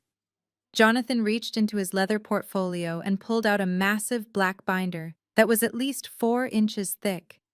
He lifted it high enough for everyone to see before dropping it onto the center of the mahogany table. The heavy thud echoed through the silent room like a gavel striking a block. Bradley physically flinched in his chair, his eyes darting toward the thick stack of papers. Marcus swallowed hard but tried to maintain a defiant glare. Let the record show, Jonathan began, his voice echoing with absolute authority, that we are submitting Exhibit A, which contains certified financial records, routing traces, and wire transfer receipts for the marital accounts previously shared by my client Maya and the respondent Marcus. Jonathan flipped open the heavy cover of the binder, revealing meticulously organized pages separated by brightly colored tabs. During the mediation session on the 14th of May, the respondent explicitly claimed that the marital savings were entirely depleted, leaving a joint balance of exactly $12. He testified under oath that he had used the funds to maintain the household. That was a blatant lie. Marcus leaned forward, opening his mouth to object, but Jonathan raised a single finger, silencing him instantly. According to subpoenaed bank records, Jonathan continued turning a page. The respondent began systematically draining the joint savings account exactly 8 months ago. This aligns perfectly with the timeline of when his extramarital affair with Chloe began. He did not spend this money on household maintenance. He executed a series of 42 separate wire transfers, carefully keeping each transaction just under the $10,000 federal reporting threshold to avoid triggering an automatic banking alert. He thought he was being incredibly clever. Jonathan pulled a specific document from the binder and slid it across the table toward Bradley. Bradley stared at it, but refused to pick it up. He funneled a grand total of $150,000 out of the marital estate, Jonathan declared. And he did not just hide it in a personal offshore account. He established a fraudulent financial vehicle. He created an irrevocable trust fund named the Joyce Family Legacy Trust, listing his mother as the primary beneficiary and himself as the sole trustee. He used his mother's name to launder stolen marital assets right under my client's nose. Marcus turned completely pale. The aggressive red flush in his cheeks vanished, leaving him looking like chalk. How did you get that information? Marcus whispered, his voice cracking. Those accounts are completely sealed. Nothing is sealed when it involves federal marital fraud, Jonathan replied coldly, not missing a beat. But the fraudulent trust is only the first part of this crime. We also tracked exactly where that stolen $150,000 went. It did not stay in the trust account for very long, did it, Marcus? Jonathan flipped to the next tab in the binder and pulled out a copy of a real estate deed. On the 3rd of April, the respondent authorized a massive wire transfer from the Joyce Family Legacy Trust to an escrow account held by a luxury real estate brokerage downtown. He used the stolen marital funds to pay the entire cash down payment for a high-rise luxury condominium. He then signed as the financial guarantor for the mortgage, and the sole resident listed on the deed for that condominium Is his mistress Chloe? The silence in the room was absolute. The court reporter typed furiously, capturing every single damning word. Marcus looked as if all the oxygen had been sucked out of his lungs. He slumped back in his chair, staring blankly at the polished wood table. His carefully constructed web of lies had just been completely dismantled in less than 5 minutes. He had stolen from his wife, implicated his own mother in a financial crime, and bought a luxury property for his mistress, using traceable funds. Every single transaction was documented, time-stamped, and verified by federal banking authorities. He had nowhere left to hide. The arrogance that had fueled his entire existence for the past 5 years was completely evaporating.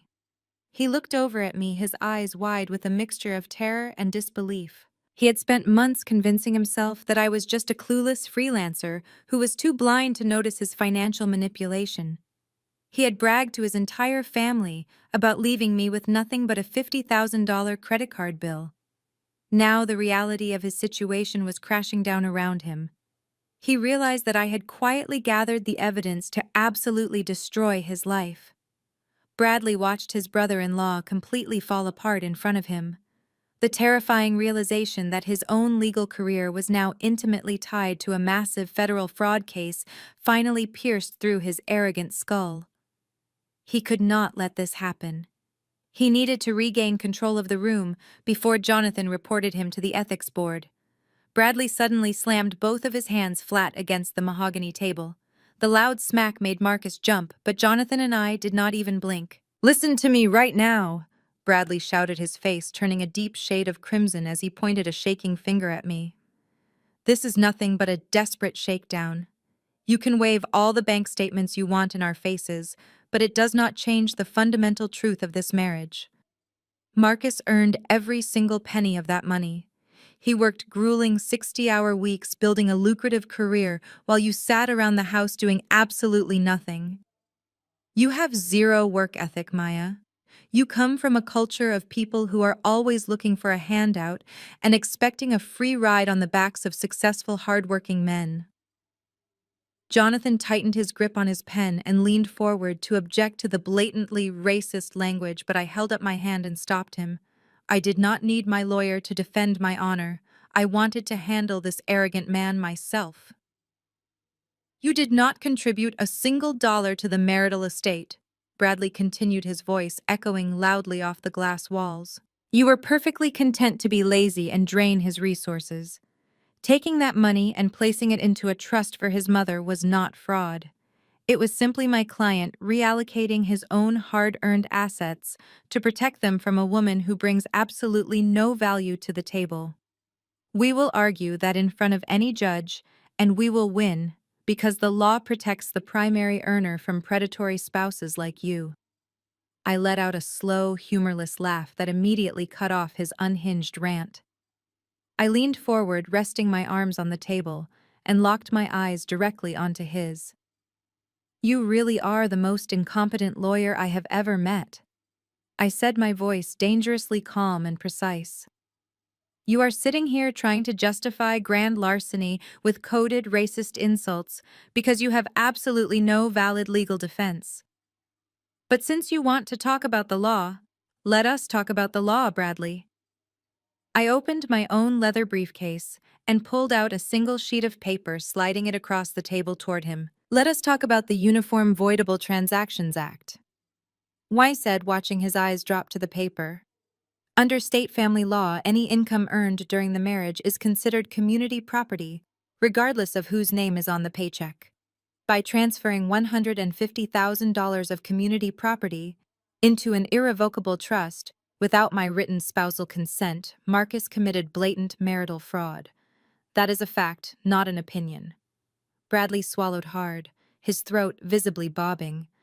"But the real problem for you, Bradley, is not what Marcus did."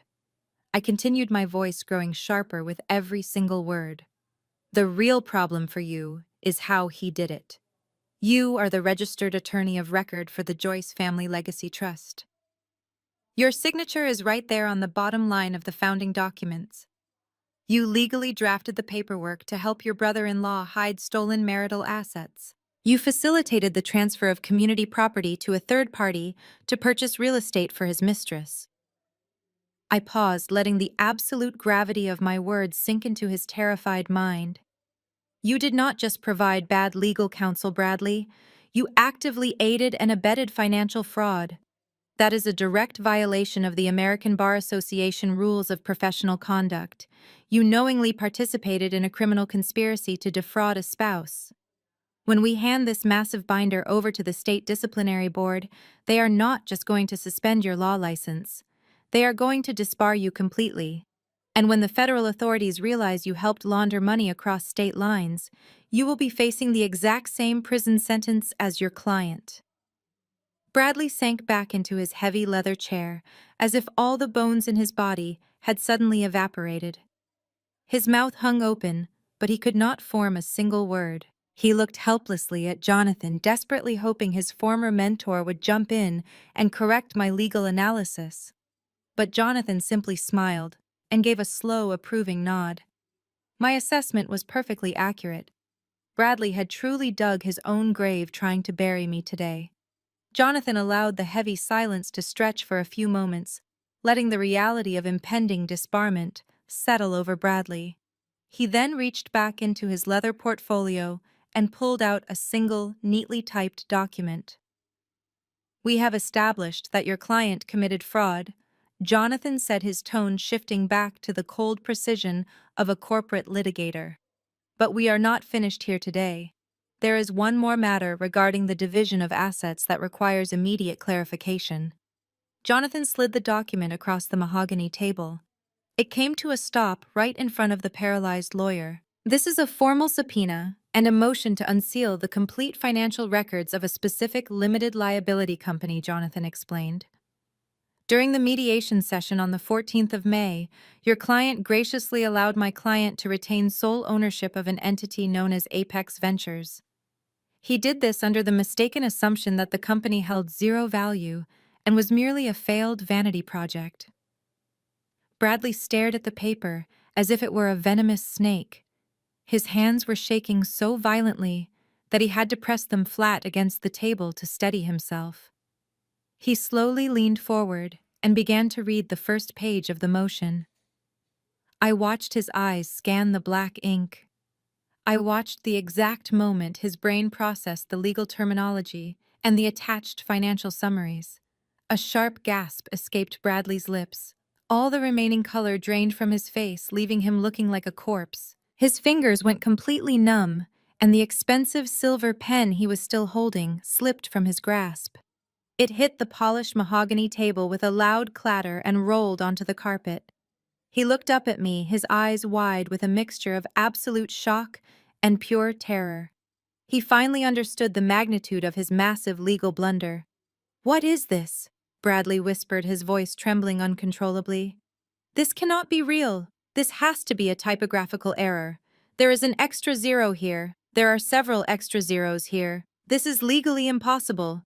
Marcus, who had been sitting in stunned silence, suddenly snapped back to reality. He saw his arrogant lawyer completely crumbling, and his panic quickly morphed into aggressive frustration. "What is going on?" Marcus demanded, slamming his hand on the table again. "What is that paper, Bradley? Stop acting like a scared child and tell me what they are trying to pull now. We are the ones in control here." Bradley could not speak. He just kept shaking his head, staring blindly at the document.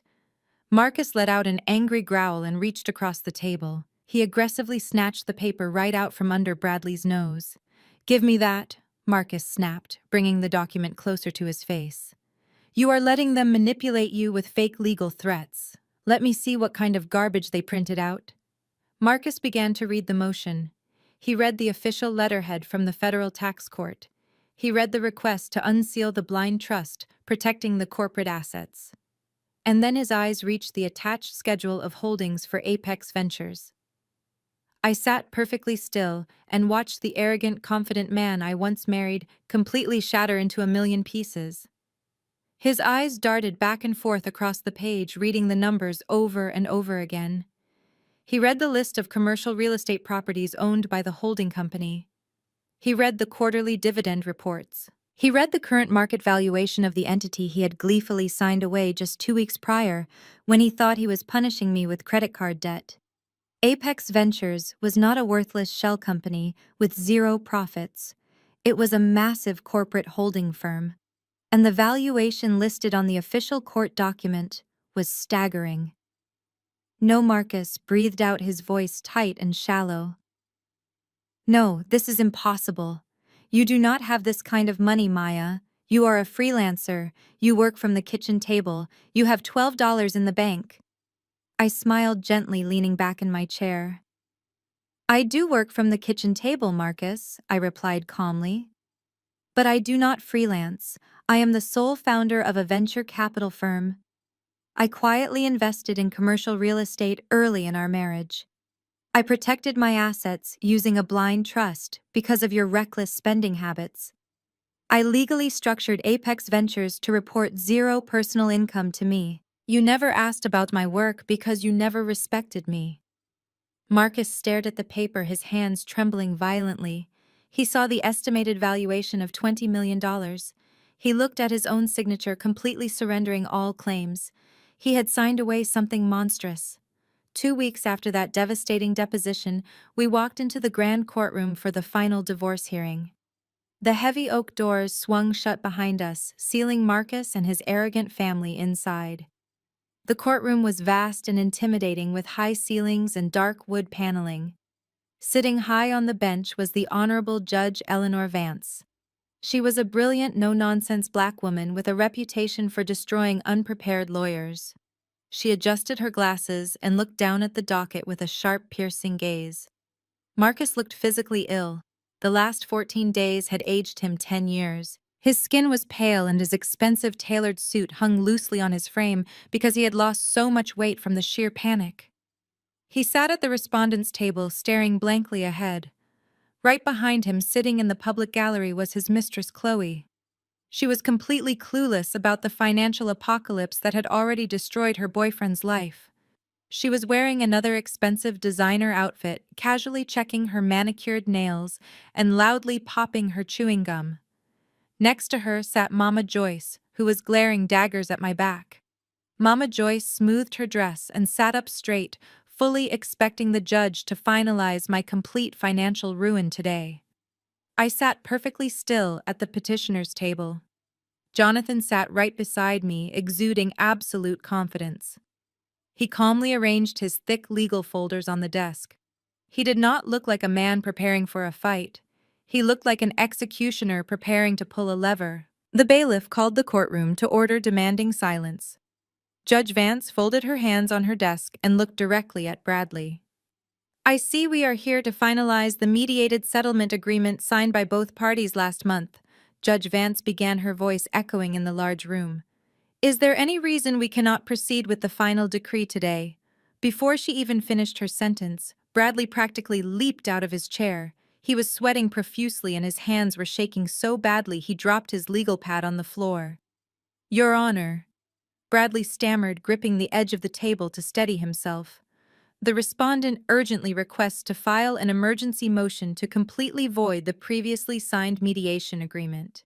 We are officially petitioning the court to throw out the entire contract immediately. A loud gasp echoed from the gallery. Mama Joyce leaned forward, gripping the wooden railing in shock. Chloe stopped popping her gum and looked around in utter confusion. They had no idea why Bradley's tone was so desperate. They thought the agreement was their ultimate victory. Judge Vance narrowed her eyes and picked up a pen. On what grounds, counselor? She asked, her tone dripping with intense skepticism. Both parties signed this document voluntarily. Furthermore, you were the attorney of record representing the respondent during that mediation. Are you telling this court that you allowed your client to sign a legally binding document that you now wish to invalidate? Yes, Your Honor. Bradley choked out, his face turning a deep shade of crimson. We are claiming gross misrepresentation and fraud on the part of the petitioner. My client was maliciously tricked into signing away his marital rights to a specific business entity known as Apex Ventures. The petitioner deliberately concealed the true astronomical value of this holding company. She led us to believe it was a completely worthless asset with zero profits. We were severely defrauded, Your Honor, and we demand a full, equitable division of that $20 million corporate asset. The moment the words $20 million left Bradley's mouth, the entire courtroom descended into absolute chaos. Chloe let out a loud, piercing shriek, dropping her expensive handbag onto the floor. Mama Joyce jumped out of her seat screaming my name in pure disbelief before the bailiff ordered her to sit down and remain silent. Marcus just buried his face in his trembling hands, unable to look at his family. Judge Vance slammed her heavy wooden gavel repeatedly until the room finally fell completely quiet again. She glared at the gallery, threatening to clear the room if another sound was made. She then turned her fierce gaze back down to the sweating lawyer standing before her.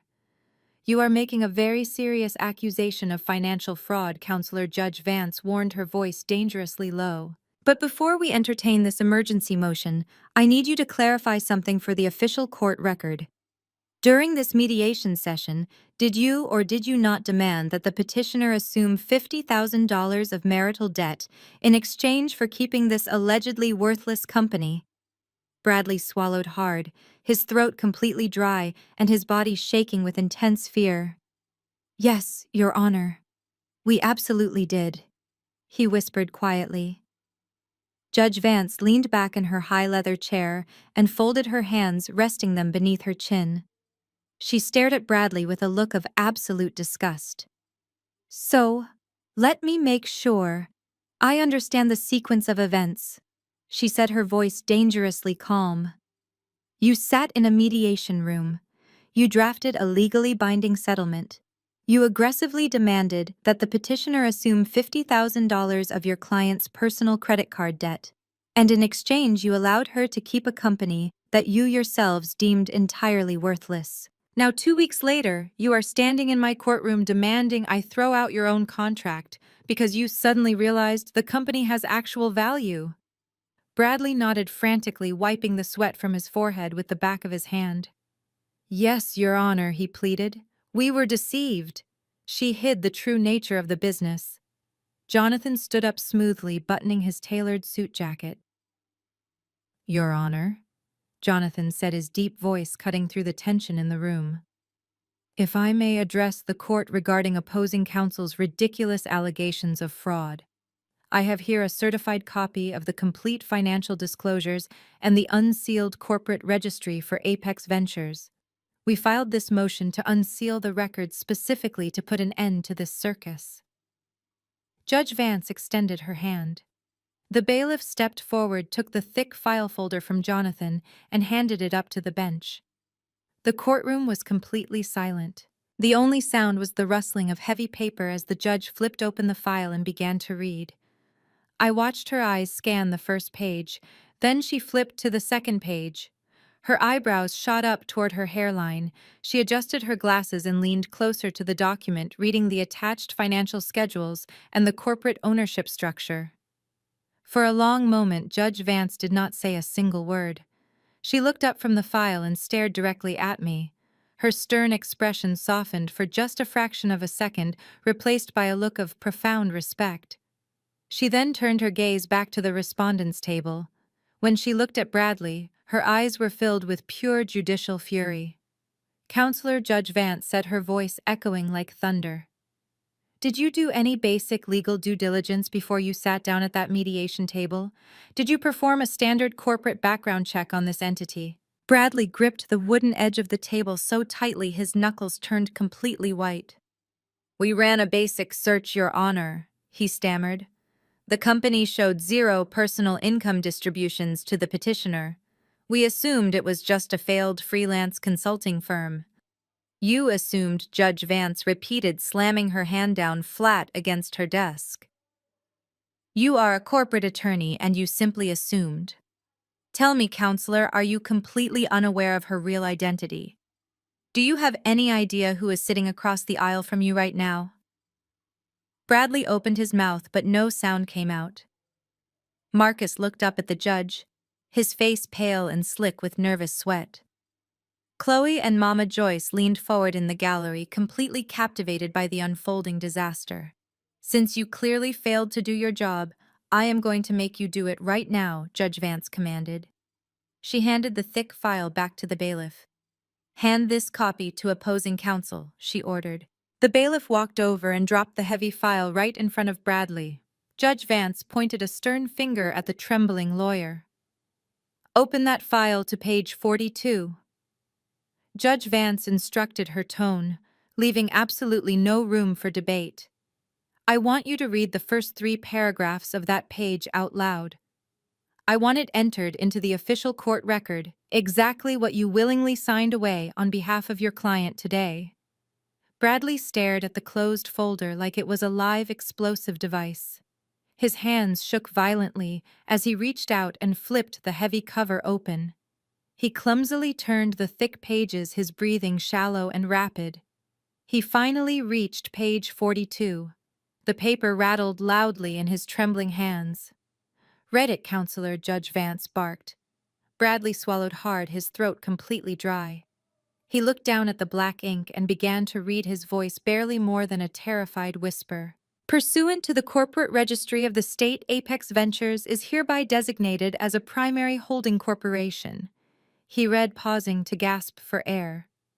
"The sole managing director and majority shareholder holding 100% equity is the petitioner Maya." "Keep reading," Judge Vance demanded, leaning forward over the bench. "Read the asset valuation out loud for everyone in this courtroom. Now." Bradley wiped a bead of sweat from his chin and looked back down at the page. "The current estimated market valuation of all combined assets under the Apex Ventures portfolio is—" He choked on the next few words, his vocal cords completely seizing up under the immense pressure of the room. "Speak up, Counselor." Judge Vance snapped, her patience entirely gone. $20,450,000. Bradley forced the words out in a single breathless rush. A collective gasp swept through the gallery. Even the stoic bailiff raised an eyebrow. Marcus gripped the edge of his table, his knuckles turning bone white. He stared at me as if I were a stranger, a terrifying phantom who had just materialized in the courtroom. "Continue reading," Judge Vance ordered, leaning back with a look of severe satisfaction. "Read the list of primary subsidiaries and commercial real estate holdings. I want the respondent to fully understand exactly what he agreed to forfeit during your mediation session." Bradley's hands shook so violently the thick paper made a loud rustling sound in the quiet room. "Apex Ventures holds majority ownership in a diverse portfolio of commercial properties and tech startups. Key real estate holdings include—" He paused, his eyes widening in absolute horror as he read the next line silently to himself. "Read it," the judge commanded, her voice echoing loudly. "Including the premier commercial high-rise located at 400 West Plaza." "Bradley," said his voice dropping to a hollow, trembling whisper. Marcus shot up from his chair, the heavy wooden legs scraping loudly against the hardwood floor. "That is impossible," he shouted, all protocol completely forgotten. 400 West Plaza is my corporate headquarters. My office is in that building. You are telling me my broke wife owns the building my company leases?" "Sit down right now," Judge Vance roared, slamming her gavel violently.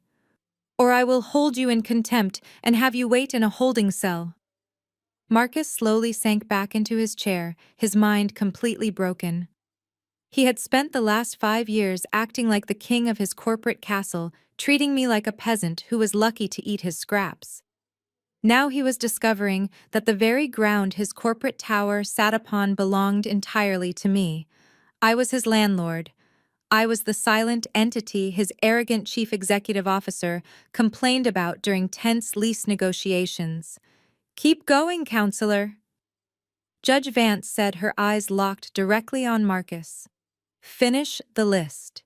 Bradley swallowed hard, his face completely devoid of all color. "Additional holdings include the downtown luxury residential tower located at 800 Park Avenue." This time it was Chloe who reacted violently. She shrieked, jumping up from the wooden gallery bench. "Wait a minute," she yelled, completely ignoring the strict rules of the court. 800 Park Avenue is my building. That is where Marcus bought my new luxury condo. She cannot own my building." That is completely illegal. Bailiff, remove that woman from my courtroom immediately. Judge Vance barked, pointing a firm finger toward the back doors. The armed bailiff marched over, grabbed Chloe by the arm, and physically escorted the screaming, thrashing woman out into the long hallway. The heavy oak doors slammed shut behind her, cutting off her high-pitched, arrogant protests. Mama Joyce sat frozen in her seat, her mouth hanging open, looking as though she might faint at any given moment. Jonathan stood up smoothly, adjusting his tailored jacket. Your Honor, just to clarify the record, my client is not a failed freelance consultant, as opposing counsel has repeatedly and maliciously claimed. Maya is a highly successful venture capitalist. She specialized in distressed asset acquisition long before she met the respondent. Because she recognized his severe financial irresponsibility, early in the marriage she utilized a perfectly legal blind trust to protect her investments. She purposely structured Apex Ventures to yield zero personal income to herself, to shield her assets from his reckless spending habits. I looked directly at Marcus across the wide aisle. His eyes were red, and a single tear of pure humiliation rolled slowly down his cheek. He had spent years bragging about his six-figure salary, completely unaware he was sleeping next to a multimillionaire. He had mocked my simple clothes, unaware they were custom-tailored stealth wealth pieces. He had laughed at my empty bank accounts, completely blind to the fact that those accounts were merely decoys. He thought he had financially starved me out of our marriage. Instead, he had willingly signed away his legal right to a massive corporate empire just to punish me with a $50,000 credit card debt. His greed and his desperate need to feel superior had entirely blinded him to the undeniable hard truth. The courtroom remained perfectly still as the sheer magnitude of my wealth settled over the room. Judge Vance adjusted her glasses and looked down at the emergency motion Bradley had desperately filed just minutes prior. She picked up the document between her index finger and thumb as if it were contaminated with a severe disease. She dropped it back onto her heavy oak desk with a loud, sharp slap. Your motion to void the mediation agreement is completely denied. Judge Vance announced, her voice cutting through the heavy air with absolute finality. You came into my courtroom today, hoping to finalize a contract you believed would leave the petitioner entirely destitute. You sat there smugly demanding she take on $50,000 of your personal debt, while you walked away with the marital home. You only cried fraud when you discovered your own profound ignorance cost you access to a $20 million empire. The court does not reward such monumental stupidity, counselor. Bradley slumped down in his chair, completely defeated and broken. Marcus, however, could not accept his terrifying new fate. He stood up again, his hands trembling wildly. Your Honor, you cannot do this, Marcus pleaded, his voice cracking with sheer desperation. She lied to me for 5 years. She hid millions of dollars while I paid the daily household bills. I am legally entitled to half of those assets under state community property laws. You have to grant me an equitable division of that holding company. It is only fair. Judge Vance fixed him with a glare so intense it made him instantly stop talking. You are entitled to absolutely nothing, she replied coldly. You seem to have conveniently forgotten the massive financial fraud you just committed. You systematically stole $150,000 of marital funds. You funneled that money into a fraudulent trust under your mother's name to buy luxury real estate for your mistress. You then sat in a legal mediation and perjured yourself by claiming those joint accounts were empty. She leaned forward, pointing her wooden gavel directly at his chest. Under the established legal doctrine of clean hands, you forfeit any right to seek equitable relief from this court. Judge Vance continued her words, striking him like physical blows. You cannot commit blatant financial crimes to defraud your spouse and then beg the court for a fair share of her corporate assets when you realize you played a losing game. Furthermore, the blind trust protecting Apex Ventures is legally ironclad. It was established before your marriage specifically to protect the petitioner's assets from someone exactly like you. You will not see a single penny of her wealth. Marcus grabbed his chest as if he was having severe trouble breathing. He looked at Bradley, begging his lawyer to do something, but Bradley refused to even make eye contact. The judge was not finished destroying his life.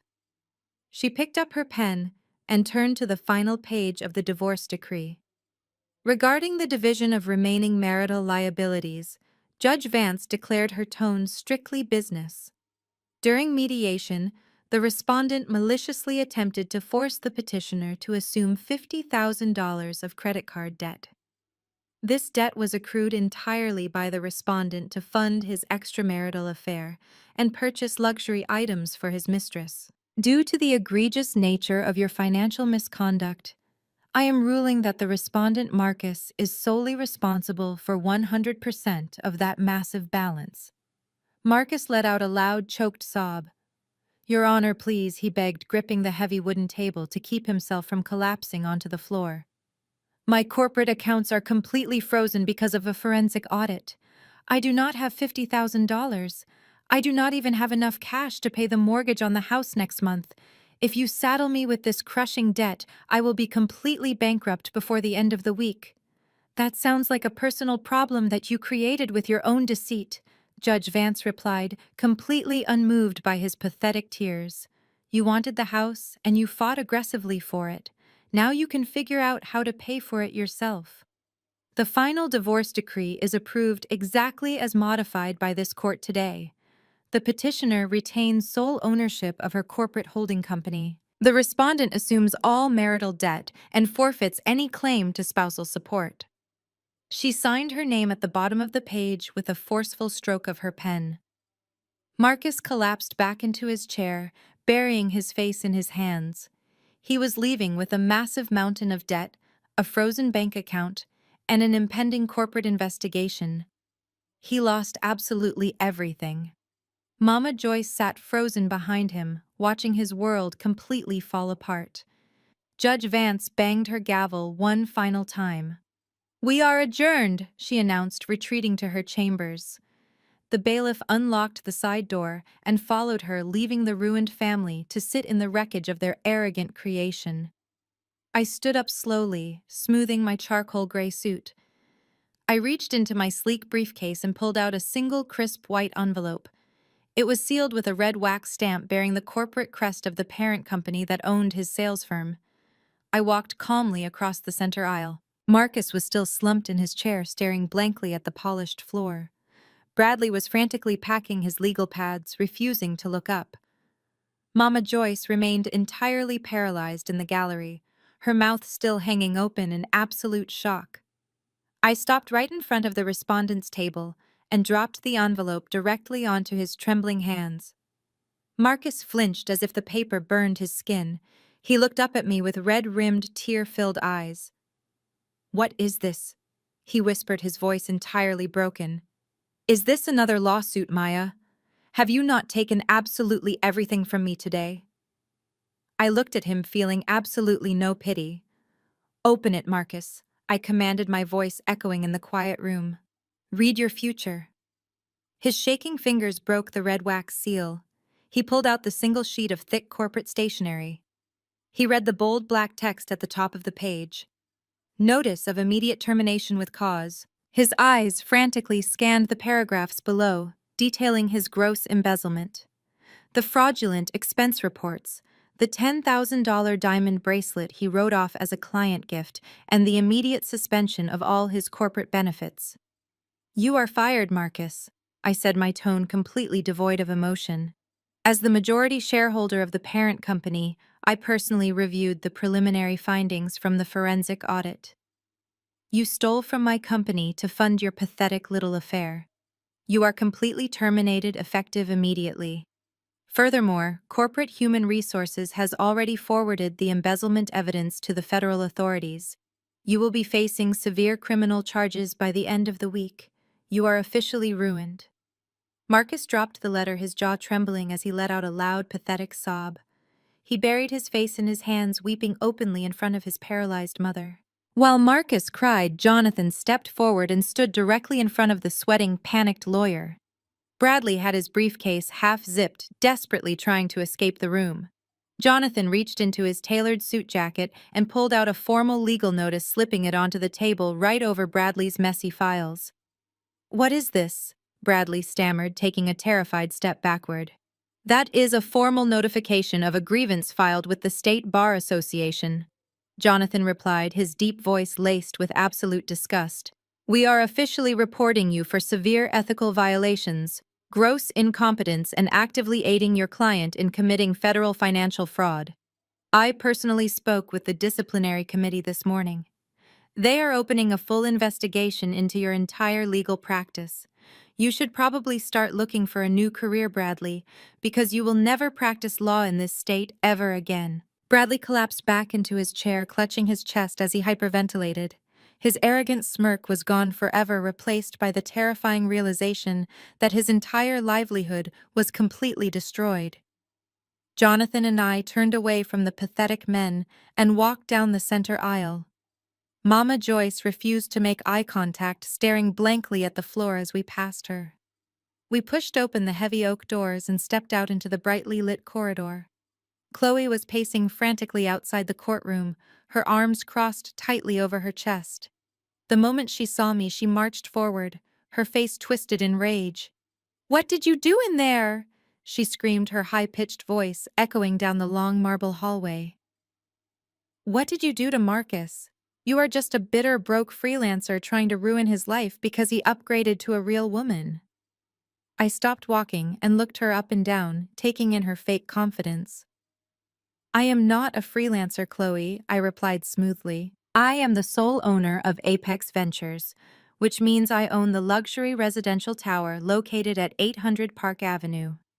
The building where Marcus bought your beautiful new condo with stolen money."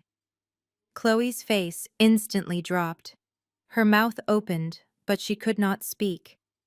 "By the way," I continued, offering a cold, predatory smile, "the property manager taped an immediate eviction notice to your front door an hour ago. You have until midnight to pack your cheap clothes and vacate my property. Have a wonderful life, Chloe."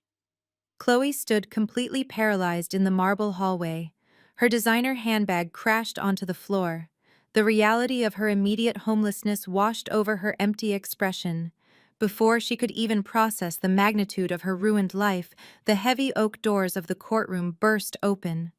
Mama Joyce stumbled out into the corridor, looking like a woman who had just survived a horrific shipwreck. Her large, extravagant church hat was sitting crookedly on her head, and her face was streaked with dark, ruined makeup. She saw me standing near the elevators with Jonathan, and she immediately sprinted toward us. Her high heels echoed frantically against the polished stone. "Maya, wait!" she screamed, her voice cracking with sheer desperation. "Please, wait just a minute." She lunged forward, reaching out with trembling hands to grab my arms, but Jonathan swiftly stepped between us. He held up a single firm hand, forcing the frantic older woman to stop completely in her tracks. Mama Joyce ignored the lawyer and looked around him, locking her tearful eyes directly onto mine. "Maya, you cannot do this to us," she pleaded, sobbing uncontrollably. "You are destroying my family. Marcus is your husband. We are your family. You know he is a good man deep down. He just made a foolish mistake. He was confused and led astray by that terrible girl over there." She pointed a shaking finger at Chloe, who immediately gasped in offended outrage. "You cannot take his job and leave him with all that terrible debt," Mama Joyce continued, weeping loudly. "He is just a boy, Maya. Please show some grace. We can fix this. We can go to counseling and put our family back together." I looked at the pathetic weeping woman and felt absolutely nothing. I stepped around Jonathan and looked directly down into her desperate eyes. I did not raise my voice, but my words cut through the hallway like a freshly sharpened blade. "Marcus is not a boy, Mama Joyce," I said, my tone dropping to a chilling surgical whisper. "He is a fully grown man who made a series of calculated, malicious choices. He chose to lie. He chose to steal. He chose to humiliate me. And you sat right there and cheered for him while he did it. You stood in my bedroom 2 weeks ago and told me I was a fatherless street rat who was dragging your precious, successful son down. You praised the very same mistress you are now desperately trying to blame. You wanted me ruined and homeless. Mama Joyce opened her mouth to speak, but I held up my hand and silenced her instantly. You do not get to play the family card now that the deck is completely stacked against you. I continued, stepping closer so she could hear every single word clearly. You spent 20 years letting your own husband disrespect you, and you expected me to carry that exact same generational curse. You wanted me to shrink myself to protect a weak, insecure man just like you did. But I am not you, Mama Joyce. I refuse to carry your dead weight. I refuse to finance your delusions of grandeur. I broke the cycle, and I am protecting my peace. You wanted a son who matched his fly. Well, now you have him. He is broke, unemployed, and facing federal indictment. You two deserve absolutely everything that is coming to you. I turned away and pressed the elevator button.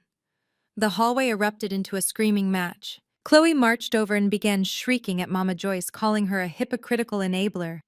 Marcus stumbled out of the courtroom, and Chloe immediately turned her absolute fury onto him, demanding he fix her housing situation.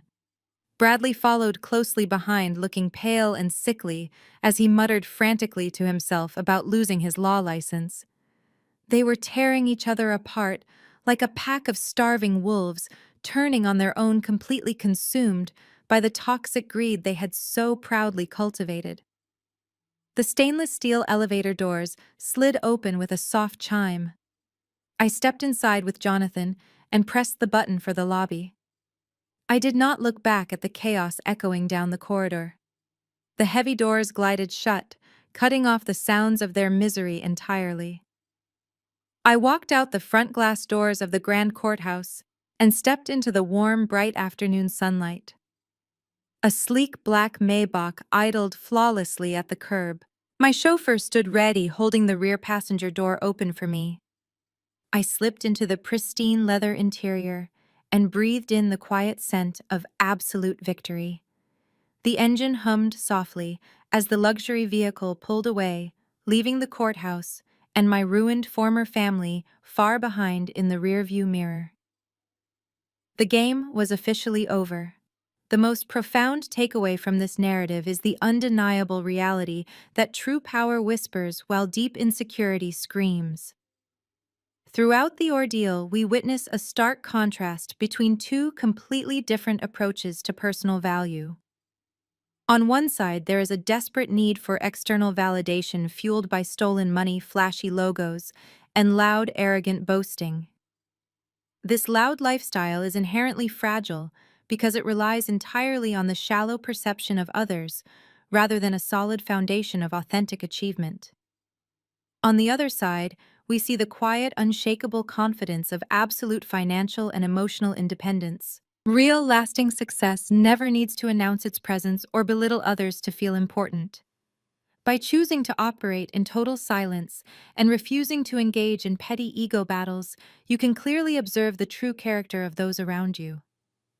When toxic people believe you have absolutely nothing, they quickly reveal exactly who they are and how poorly they treat others. This quiet approach provides the ultimate tactical advantage, allowing you to build an impenetrable fortress while your adversaries carelessly dig their own graves through sheer arrogance. It is incredibly easy to get swept up in the modern societal pressure to constantly prove your worth to people who do not genuinely care about your well-being. However, remember that the ultimate personal victory always lies in radical emotional detachment and meticulous strategic planning. Protecting your peace means recognizing that you do not owe anyone an explanation of your immense value. Just let the toxic individuals in your life completely underestimate you, while you silently build an incredible reality they could never even fathom. Take a very hard and honest look at your inner circle today and start quietly investing in your absolute financial independence before giving anyone the power to dictate your worth.